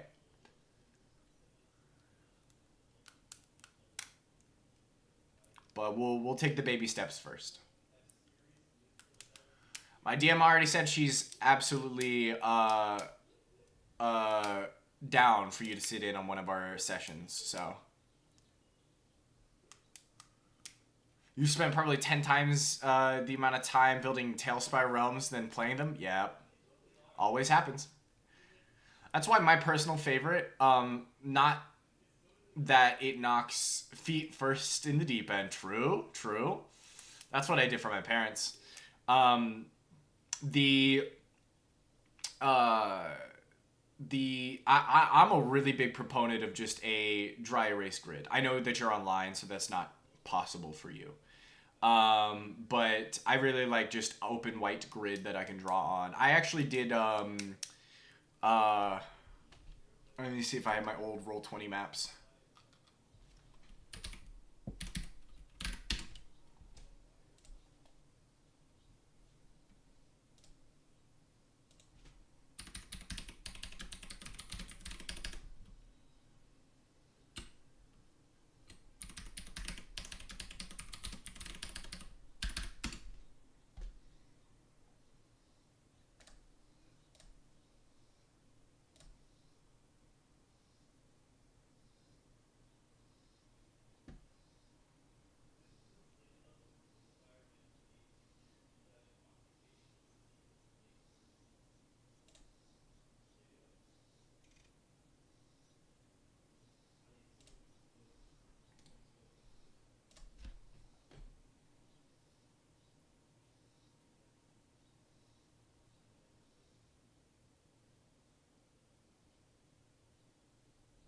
Oh, sweet.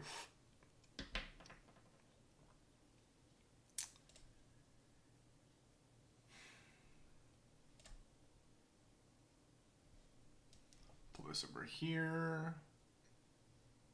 I don't want to know about this. Can I hide this?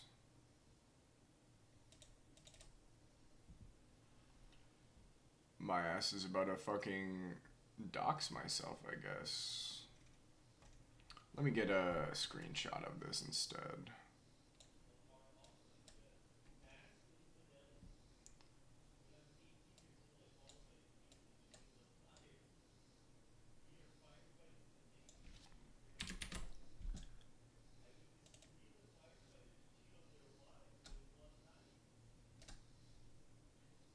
With snipping tool. Boom, bam, boom. And will you let me...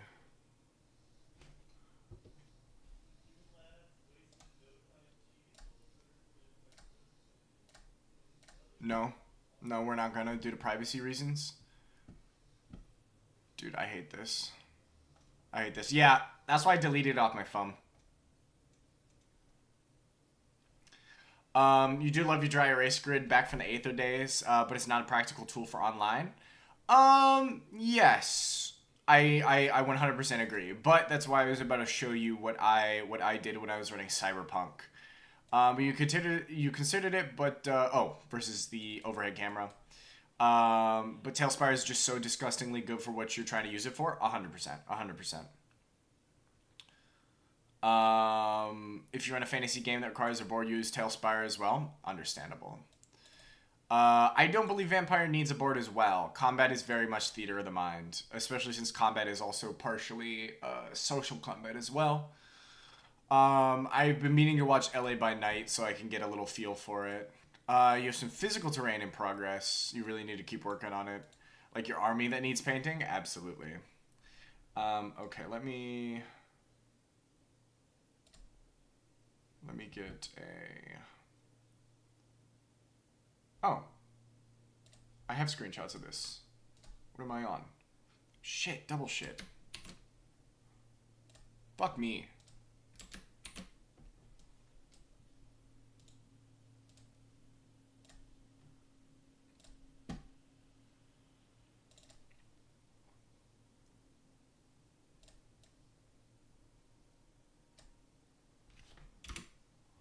Sweet, this is perfect.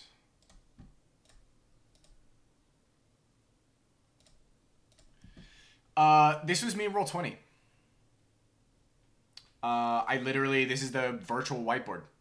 I made myself a key for all of these circles. Some of these are guards, some of these are turrets that were hackable. The dark green walls were half walls that would be able to provide the players half cover. And the orange walls were full walls that would come up out of the ground to allow the players full cover.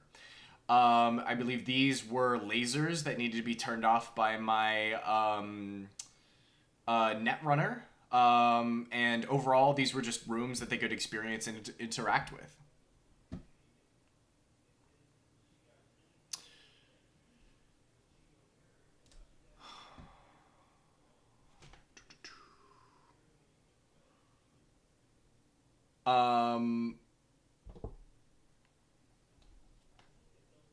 We've actually found 3 Vampire the Masquerade actual play podcasts that you like, all for different reasons. Hell yeah. LA by Night is great, except for the is great for the character interactions and the storyteller, except for Annabelle. You despise that character with a passion. That's how it goes. That's sick. You'll happily concede. Yeah, I mean, it's all about just being able to use your tools, right? I love Tailspire.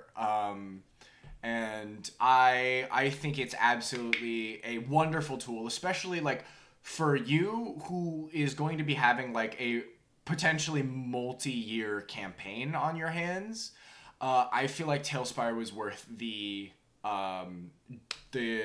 investment for you. Cyberpunk was only supposed to run for 12 to 18 sessions. I was not buying a bunch of stuff for it, you know? So I would just color code a bunch of the things. And then the cool thing about the thing that I just showed you is I had a GM screen, so I could like have everything pop up. Multi-year, yeah. The current campaign that I'm in, the D&D campaign that I'm in for every Saturday has been running for 3 years. More than 3 years at this point. Tabletop RPGs can last a long time. They don't have to. I'm usually, yeah, can, exactly. Because I'm an individual, because I have so many schedule problems with most of my games, I never run anything for longer than a year. I'd love to run stuff for a multi-year campaign, but, you know, finding a dedicated group of people to be able to do that just doesn't happen. Hang on, let me catch up on some other stuff here. That Cyberpunk 2020 campaign was going to be legendary. It was. It was going to be good. I had a lot of really good stuff cooked for you guys, but, you know, scheduling, that's how it happens. LA by Night is also from the Anarch perspective. Path of Night for the Camarilla, though it's V20 rather than V5. And All Night Society, because it has a lot of lore, which is nice. Okay, sweet. Yeah, because there's a lot of VAs that do Vampire that I've been wanting to get into. I'm a really big fan of Erika Ishii. So I'm going to look for a game that they are in. They can last a long time. I've run shorter ones, typically a year or two.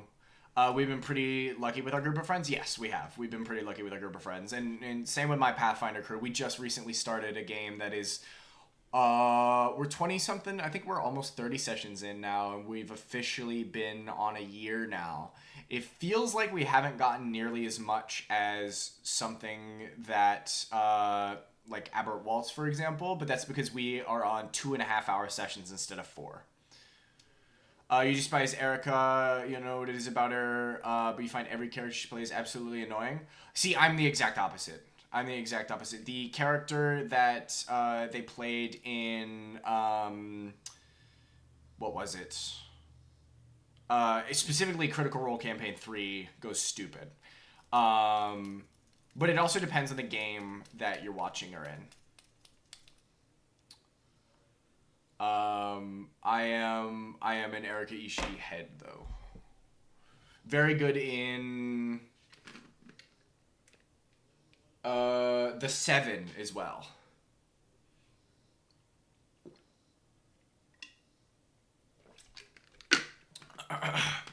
But that is just what happens when you play specific archetypes.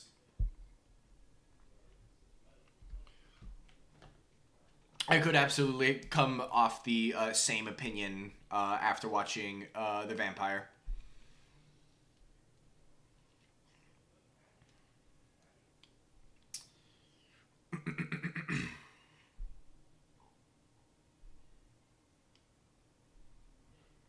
You've seen clips. See, and that is the issue about consuming most of things out of clips as well. Clips often give things for quick views and things like that to try and get somebody in it. And now, obviously, you've seen LA by Night as well. So if you've experienced Annabelle as a whole, that's one thing. But if you're consuming a character who has been clipped out of most context that you'd get them in, you may not like them. I absolutely think that if we were recording Albert Waltz, I have a feeling a lot of people would hate my character.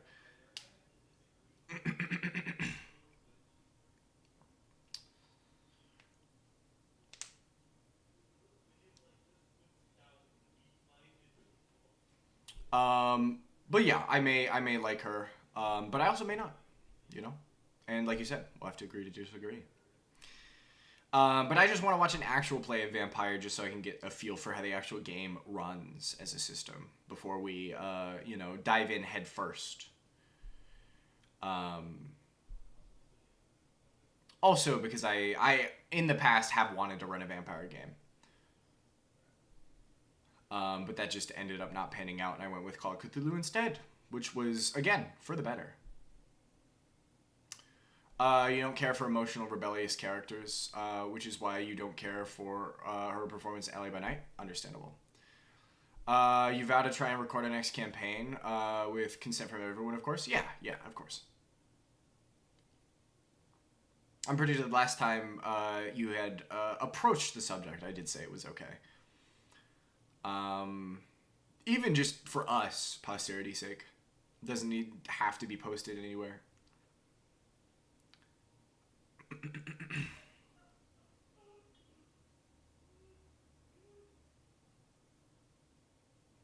But I'm also somebody, Beef, who likes a wide breadth of characters as well. So. You thought about streaming your new one on Twitch to be able to cap a VOD, but you opted not to. All players agreed. I'd recommend it just to even hold it for the VOD. Like, but that might just be because, like, I'm a Twitch head and I really like this website a lot. Because that also gives the benefit of I can just watch on Twitch. Obviously, the only thing that you'd have to worry about is like bad actors, but just having a couple people in the Twitch chat for modding would work.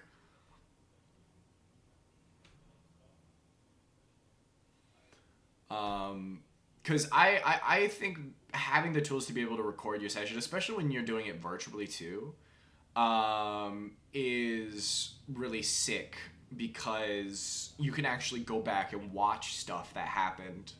Because as somebody who takes notes on stuff, I've have to. I think the next campaign I'm in that is heavy, I'm gonna adjust the way I take notes. Because used to, I know a lot of you have played with me, and you, Flamelord, have DM'd for me. I take notes in the mindset of my character, and I don't take notes when they're not present in a particular scene. And I think I want to change that. Because while it does help for metagaming, I think I'm fully confident in my abilities to not metagame anymore. That it will be more helpful both to me, the players at the table, and potentially the GM if I'm taking notes religiously for the whole thing on everything. Because sometimes there are certain instances and scenes that happen between just the player and the DM where they're getting really, really important information from somebody else, and then they come back and return to the party and go, everything that I just learned, I tell the party. And then it's like, okay, well, nobody else wrote that down. So you're kind of SOL, right?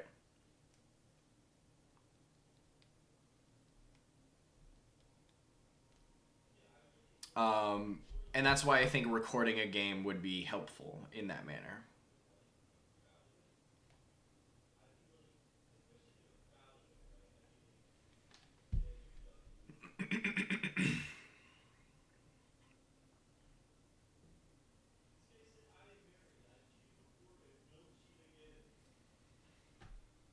It's also not necessarily something that you have to have in terms of just the Twitch subject of it.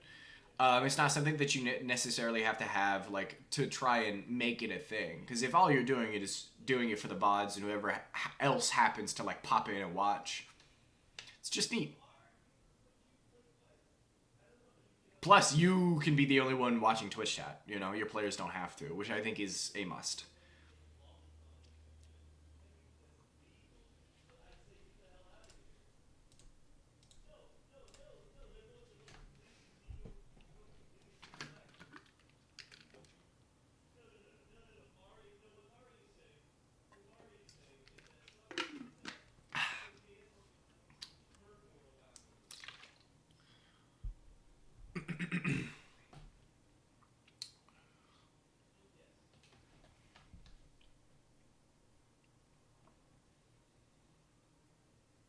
Maybe if somebody misses a session. Otherwise, you're not overly concerned. Yeah, understandable.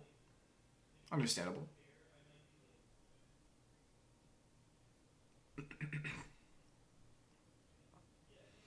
I just like the concept solely for being able to like of recording it less so than just streaming it.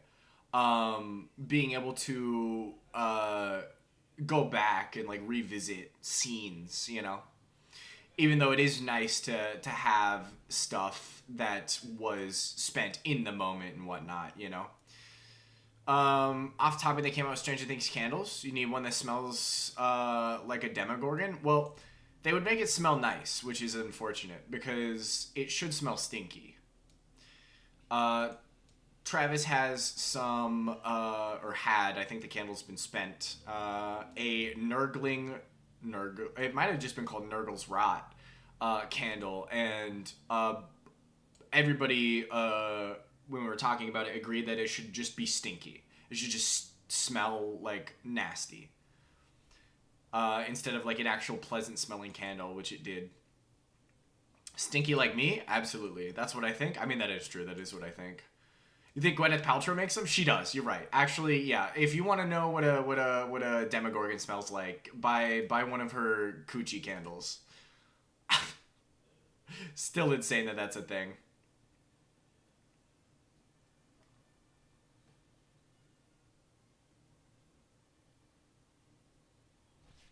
Ice cream waffle in 2 other cents. Yeah, that's lame. They could have got really creative with the candles. Like, here's what the upside down smells.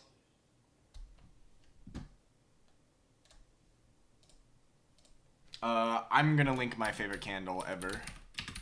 I have not smelled it, but I know I need it. I just know this shit is fucking baller, dude.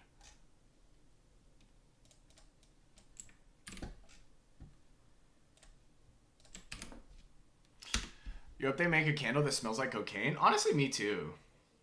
Me too. I love the smell of cocaine in my coffee in the morning. Not the coochie candles. Hopper's Coffee, you think is one? Okay. So yeah, it's all just basic shit. That's really uninspired. L Stranger Things merch. Because it's just a coffee candle, waffle candle, ice cream candle. Like that's basic shit. Someone had an Eddie candle dupe. They thought it would smell like him, and it's just great. Nice. Why would you know what that smells like? Hey, man, you never know. Spending 10 plus hours on Tailspire making a map for the campaign is a lot of work. You got to stay up. Leather and brandy was the candle scent, but they don't make it anymore. That sucks. Literally, we're on the same. We're on the same wavelength.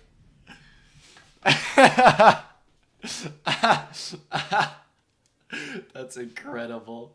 I am so sorry I stole your joke before you got it out. Bath and Body Works. Oh, okay. Well, that's why. That's why. That's fucking why. It's because they're Bath and Body Works candles. They just basically rebranded scents that they already have. And then they're like, okay, they're Stranger Things. The only cool one on here is the pineapple pizza, which I know just smells like pineapple. Oh my god, it actually does have fresh baked pizza dough? Never mind, I take it back. That's the only candle I'd consider buying. But also, why do that when you just get dragon pussy? You just saw the Halloween scents are out? Nice.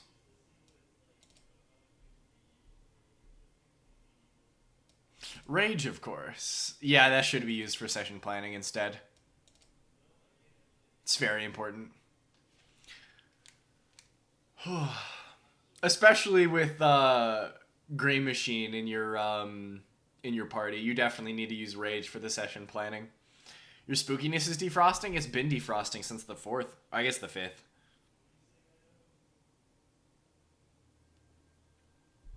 Which is huge.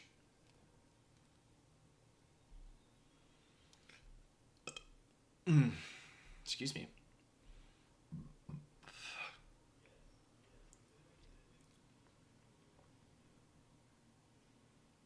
When you start decorating, absolutely you do. I was about to approach the subject of talking about those who are planning out their campaigns, but I am fully aware that Beef, I'm not allowed to know anything about your campaign since I'm going to be in it. And I already know I'm going to have a long-winded conversation with Flame Lord later. Gotta head out, but it's been an honor. Yes, of course, of course. Thank you so much for hanging and chatting with me. Sims and Mario games, it doesn't matter. You're still a gamer. We're gonna turn you into a supreme gamer. We will get you into some tabletop RPGs too, though. So, can you send us a list of important characters? Yeah, I mean, take your time because it's not, we're all super busy. But I know, in my opinion, it's gonna come a lot sooner than we think. But don't feel like you need to rush either. Take your time. Pro gamer? Yes, exactly. Exactly.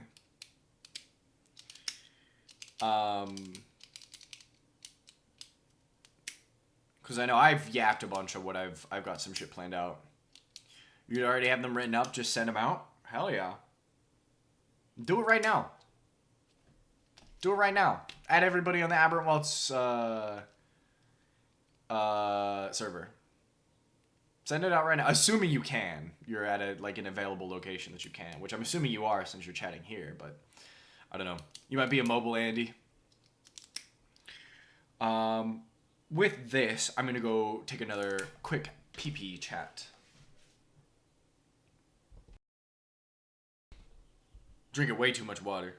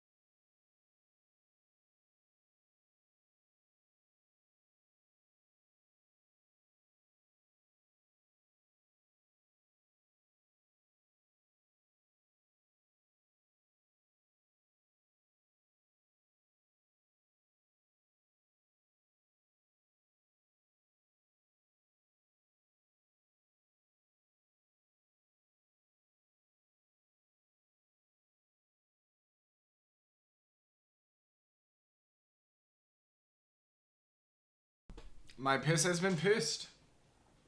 Now I'm gonna make some more piss. Hell yeah. Good shit, beef. Good shit, beef. One of these days, I'm gonna run some Pathfinder for y'all. Just because I know we have a lot of people who are interested in playing.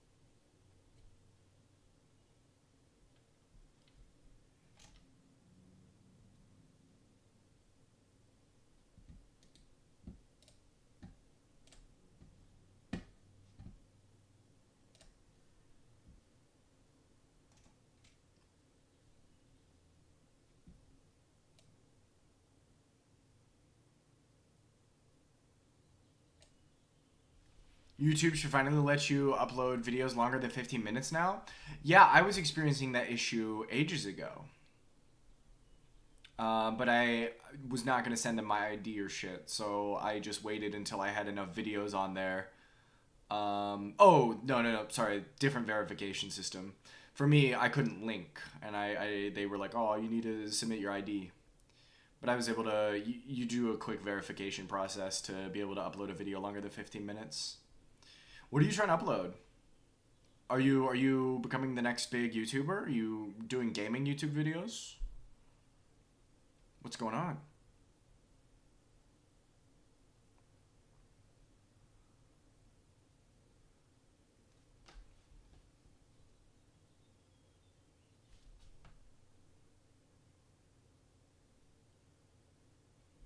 Spill the deets.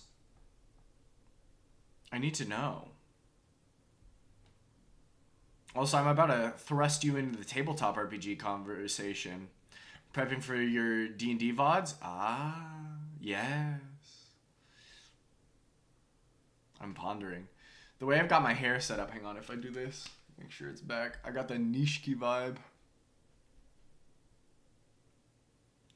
10 years in the joint.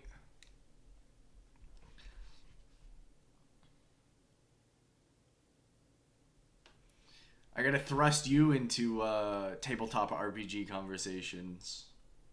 How are you feeling about your current games? How was your last Cyberpunk for a while? Have you found anything other than Cyberpunk you'd be interested in running, Lego?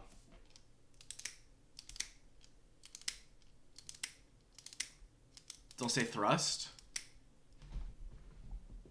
Thrust.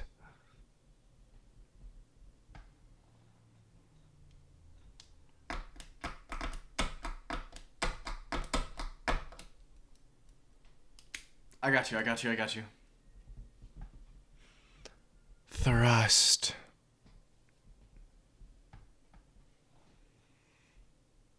Unless you want me to say the other shit again, in which I can. Hell yeah. My questions. Okay, my bad. Lego. Sorry. You can blame me misinterpreting Lego's message. I was wondering how your last Cyberpunk game was, because I know it's going to be your last for a bit. And I wanted to know if you have found anything that you're interested in running other than Cyberpunk 2020. Don't stop. I will not. I will not stop for you, Beef. I will make sure I keep going, honestly. Just for you.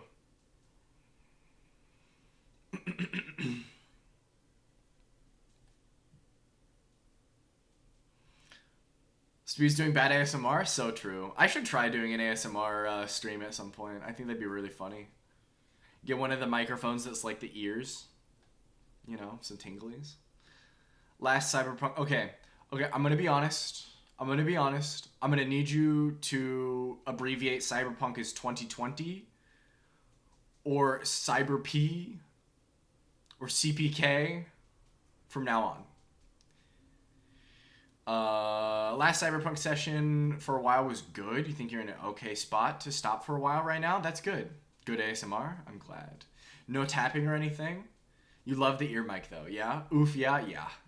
It is probably because I'm terminally online, but CP is something completely different in my brain every time I see it. Yeah. Okay, good. It's not just me. It's not just me. As for other stuff, you're looking D&D wise is Pathfinder, but other than that, CP 2020, thank you. Didn't even think about that? Yeah, no. I'm terminally online, which is a problem. But every time I see it, my brain does not think cyberpunk. Obviously, context matters. So that's why I was able to read it like that. But I know it's extra keystrokes, but it's an important couple. Looking definitely Pathfinder. Yes. There was another game I wanted to bring up that's fantasy wise. I think it's called Dragonbane. Might be Dragon's Bane. I also really want to play Warhammer Fantasy.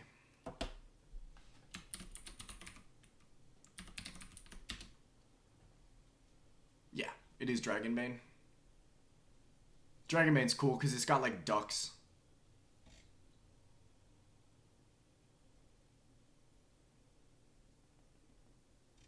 Oh, I didn't realize Bronze was covering Dragonbane. That's sick.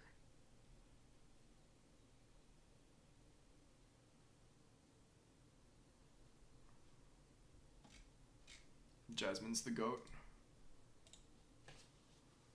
Warhammer Fantasy would fuck? Yes. Very deadly, but it's been one that I've wanted to play for a while. Yeah, I intend once Call of Cthulhu is over to start running a bunch of games, I think, is what I want to do. But I'm also considering running some games in the meantime, which is unfortunate for the both of you, since I know you guys like playing in a lot of stuff. But you guys are the sort of reason I have a month break. And so through this month break, I might use it as an excuse to run some stuff. Run some GURPS, run some Fist, run some Overarms. Get some games in on Saturday.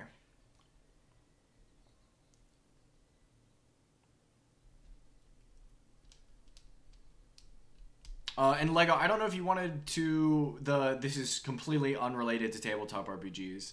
But I don't know if you wanted to get the server set up prior to you leaving. Since I know I obviously just have to push a button on my end. But I don't know if you want me to do an undertaking there. Because there's so much in that mod pack, I highly doubt it's going to last a week. Other than just, people jumping off and just being like, nah. Give you a name for it? I already gave you a name for it. I'm pretty sure I said 2 weeks.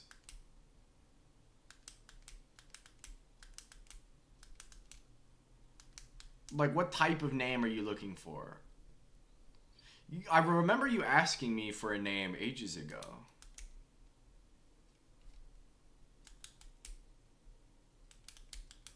It had to have been in chat, too. I'll go check the VOD. Yes, but like, what do you want out of it? Do you want like a dumb fantasy name, or do you just want like how it goes? Or do I need a name that encompasses any server for all time, no matter the mod pack we do?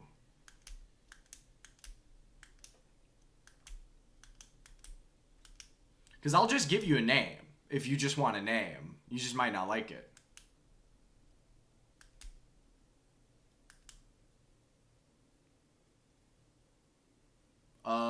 Jeremiah. Chat. Ads are coming up. 3 minutes of them. At the top of the hour, every hour. If you want to miss out on all of the ads, consider subscribing. You can do so for free with Twitch Prime or for $6 a month. If you're on Twitch a lot, I do highly recommend getting Twitch Turbo. Are adding RP elements to the server or just playing some Minecraft? No RP elements needed. The mod pack will already give you RP elements anyway. So if those of you who want to RP can RP, but it's not, I'm not like hard enforcing it or anything like that. Beyond what is already enforced by the mod pack, because the mod pack does have like a lot of elements in and of itself.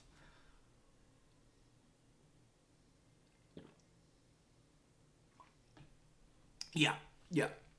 Because it has like a whole Origins thing where you can choose to be like a slime or an elf or something. Notably no dwarf, which I was really disappointed in, but that's just how it goes. You may click start whenever you want. Cool. I'll probably do that sometime later this week then. Just go ahead and get that started for everybody. Where we can go ahead and, get people in and on that. Love the demigod options? Yes, they're very, very powerful. Very, very powerful.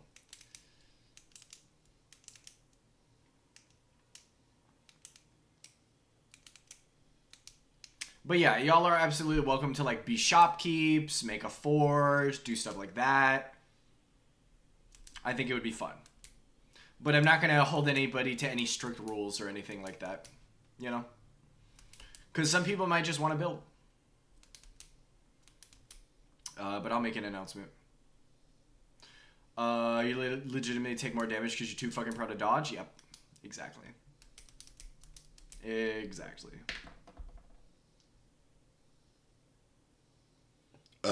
Excuse me.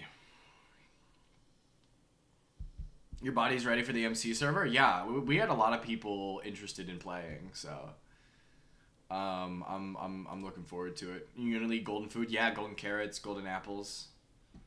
It's gonna be difficult. Bum bum bum bum bum bum. But yeah, I'll make an announcement today, and I'll be able to run it. I will let everybody know in that announcement that if the server is down to @ myself or Lego, and then we can just push a button to get it started.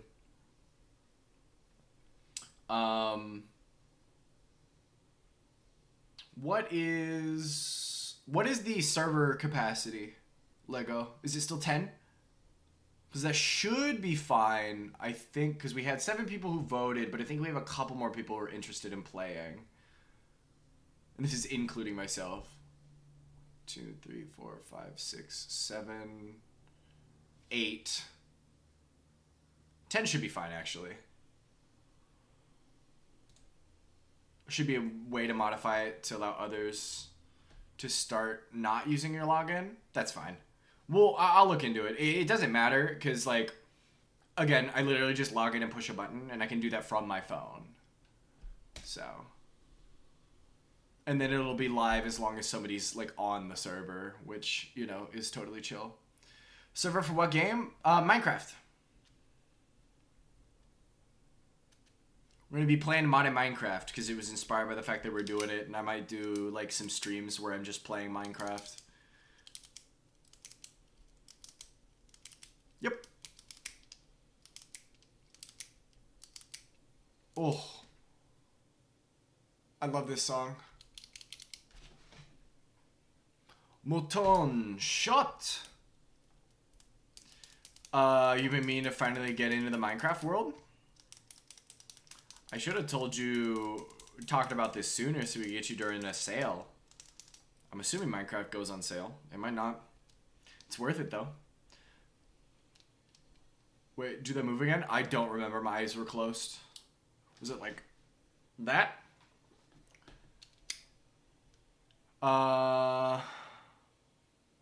Look at the link you just gave me and provide construction feedback. Are we talking about the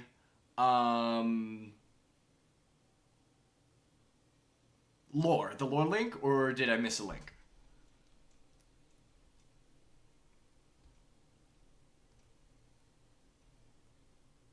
Friend has been playing a lot lately since she isn't working over the summer. Huge. Yeah, Minecraft is so good. For Vampire. Got you. I'll let you know. I was planning on reading it after stream, which I'm probably gonna end stream a little early because we're 1 hour until stream ends. So, and I'm only gonna yap until 6 or we exhaust all conversations because I'm not gonna play a game for an hour.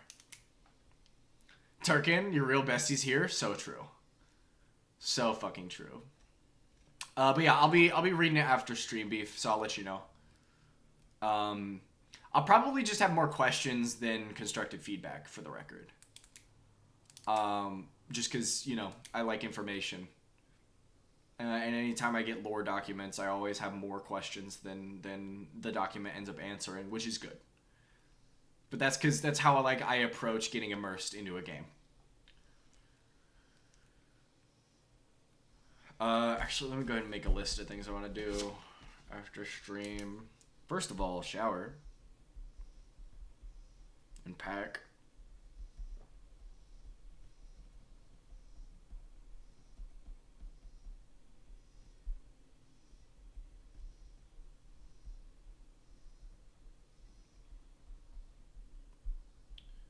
Announce MC server. Review vampire lore. Is there anything you want with that specifically? What other information we need, and what we can do to help us ease into the worldscape that you've been eating up for the past 2 months. Okay. So let me do a specific stuff. What other info would be helpful?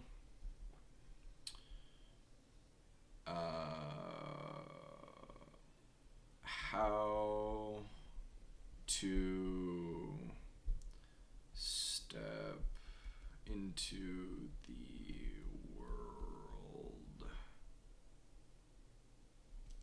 Cool, I got you.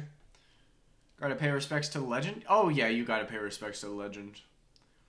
The goat has arrived. The man is here.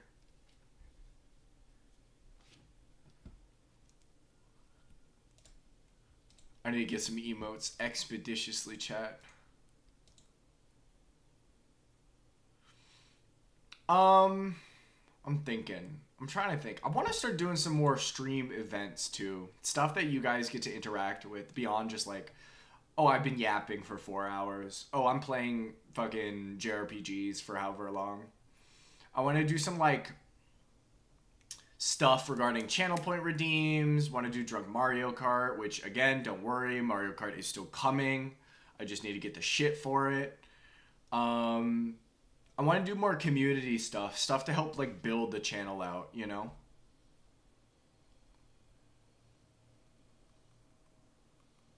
And obviously I do still have plans to do character work. Because I think being a character on stream would be very silly. Mario Kart stream, woo, absolutely. I think I want to do those on Sundays.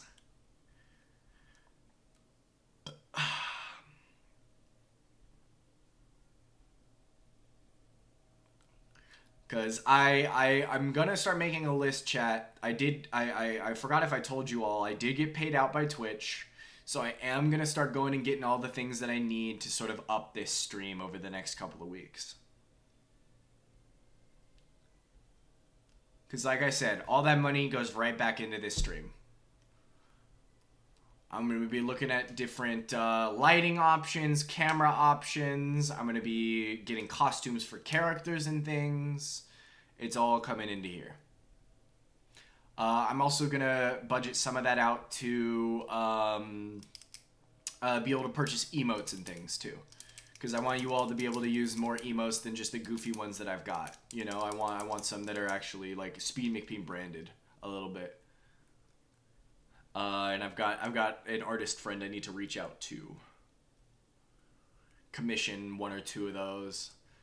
Because as I've said before, I want like a little heart emote, I think. Maybe a raid emote, a wave.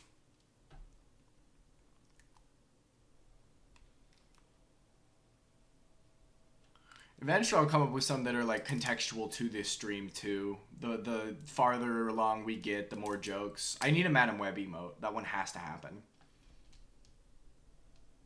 The webbiting.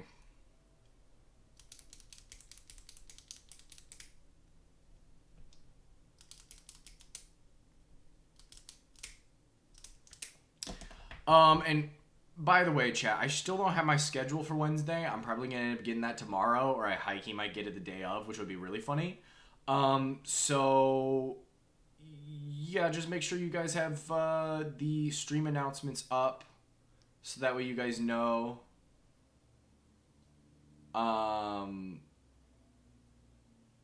When I am live, or follow me on Twitter if you want to know. I usually tweet when I'm gonna go live or what's gonna be happening with that on Twitter. I did actually tweet out today. I remembered. So usually if I have schedule updates, I did forget this weekend. I had meant to, but you know, I was with the boys at Southern Fried, and that's just what happens. I gotta skip over this song. It's sad.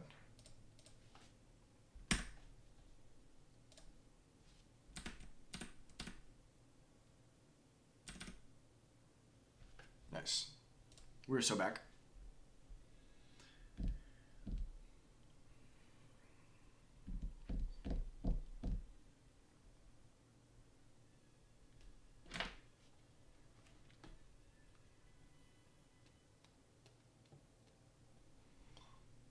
I just realized Bestie the Goat may be driving. Normally he pops in like right after work. Struggling to find a good image for work? What do you need? Let me see if I can inspire you. Or find one for you. I still need to take this paint off my nails. Don't want that getting in the food.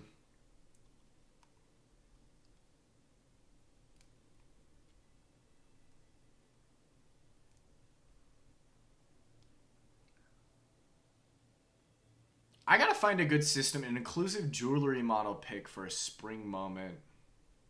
Okay. I can't help you. I just realized you probably need stuff that's actually licensed. You have access to like Shutterstock without the watermarks or something, I bet. I really want to play a system that gives me mechs. I want giant robots. You know? And I know Lancer's one of them. My Pathfinder crew was originally going to play a little bit of Lancer. Use free stock images sites too. Gotcha. Giant robots? Yeah. So if anybody has any experience with those, let me know. Because I want that shit. I want that shit. Robots? Yeah, giant robots specifically. Not just normal robots. Like mechs, I guess, is more applicable. I don't want just robots. I want mechs. I guess technically Starfinder counts. Their last and final expansion for Starfinder First Edition is mechs, I'm pretty sure. Aptly named Mech Finder. But it also could just be a mod instead, because I know, yeah, Osiris Games is making mechs, so I could be confusing it with that. Let me do Starfinder expansions. Are they expansions? I guess.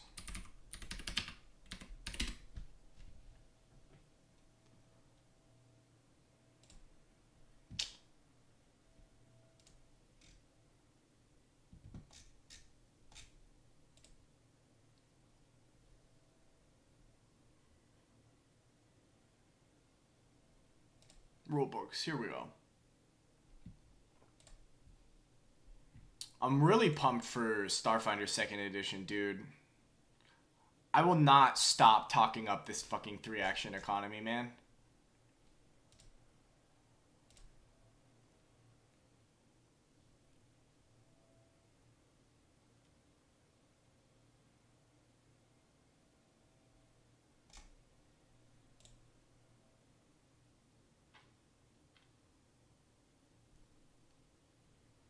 Interesting.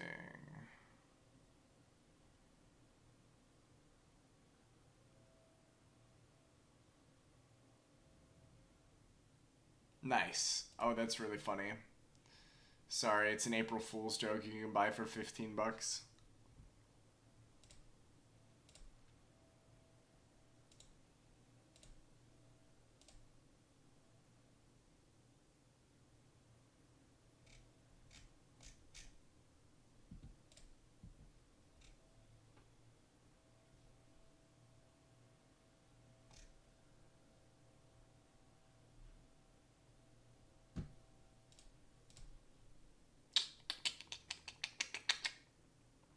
Hang on. Let me see if I can find this to make sure I'm not on crack. Ventures.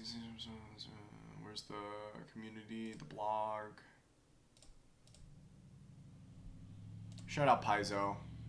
Pathfinder sweep every time? So fucking true, dude. So fucking true.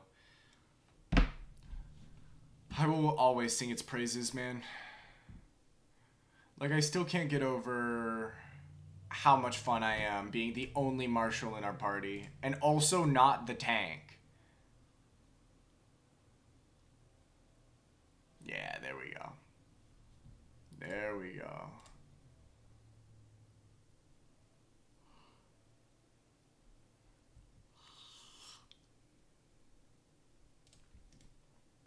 Alright, I gotta go on Twitter for this shit.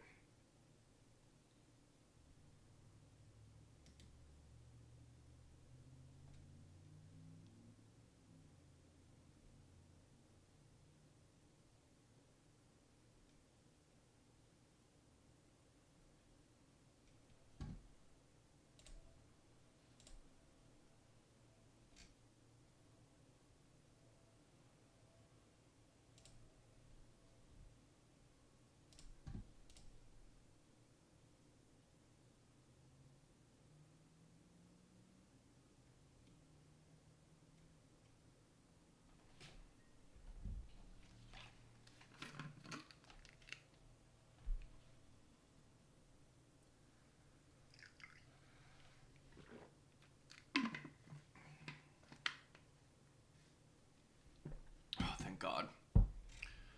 Jeez, Twitter, man. What was I Googling again? Right. Paizo. Because I remember seeing them talking about... Can I search, like... How do I search their shit? Let me see.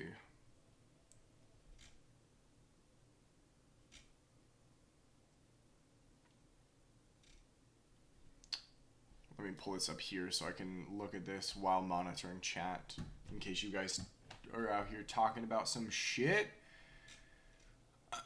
One of the things that I find interesting about Starfinder 2nd Edition is that it's going to be backwards compatible. Not backwards compatible. It's going to be compatible with Pathfinder 2nd Edition, which I think is really interesting. And I want to see what that does for the game, both games as a whole. Because for those of you who don't know, Starfinder has always been science fantasy.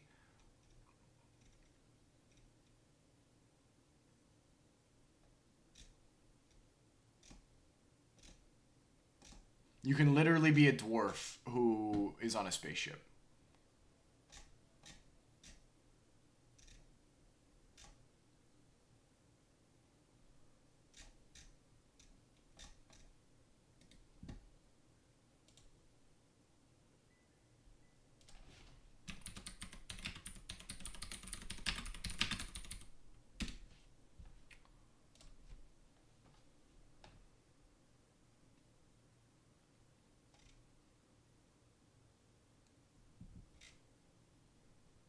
I can't find this. Maybe it was on Crack and they're not adding it to the base game.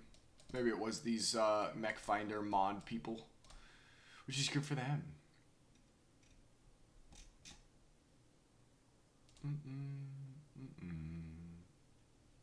Oh, now the blog actually goes up. The piano keys made you think we were listening to Twilight for a moment? No, no, no. One Piece is just so fantasy. So wow. Oracle Remaster, Starfinder FAQ errata update.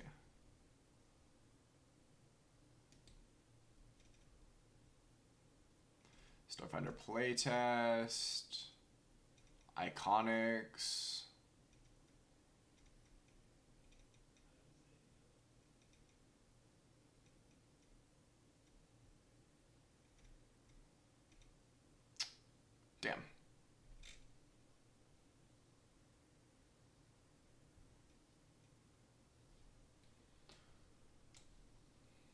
Can I sort by tags?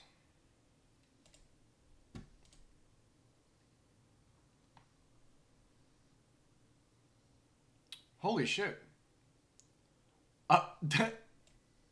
13 seconds ago on their blog, I just got a post about their licenses. Cool.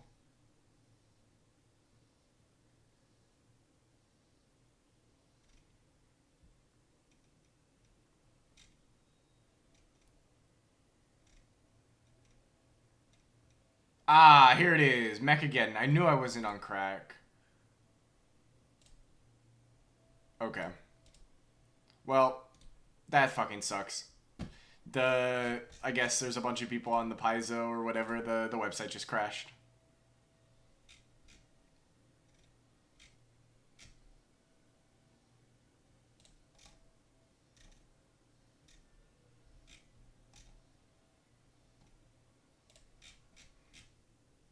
The horns made me think there was a car outside honking.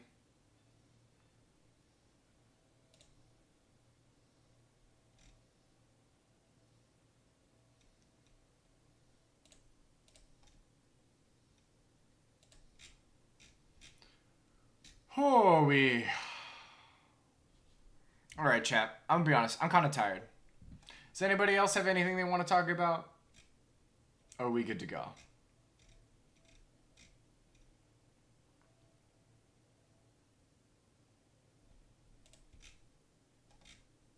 I had an absolutely wonderful time catching up. A lot of this was supposed to happen yesterday, but didn't. For some fucking reason. You're good? Hell yeah. Alright, boss. Chat, thank you so much for chatting with me for fucking 3 hours and 25 minutes. Yeah. Hopefully I'll be back consistent. We'll be yapping. We'll be gaming. I'd love to do more just chatting streams, but that isn't what brings in the viewers at the moment. Eventually I'd like to, though. Just nerd out and shit. But I gotta go shower. I gotta go bathe. I gotta go do a lot of other tasks, which is good. Thanks, B, for popping in. I will be live, hopefully Wednesday, definitely Thursday for a shortened amount of time. And we'll be cooking this weekend as well. So get me in while you can and enjoy your 3-week break because you should and you deserve it. For everybody else, you'll see me over the next couple of weeks. I am definitely not planning on doing Dragon Quest just yet, but it might be middle of August is when I pick that back up. Instead of September, because I am starting to feel a little dry in terms of the content. I thought Fallen Order was going to go a lot longer than it actually did. But also we'll see. You know, you never know what I'm going to end up cooking. In the meantime, chat, I need you all to stay frosty, have a good time. Let me see if I have anybody I can raid into real quick before we fully close off. It does not look like it. Awesome. All right, chat.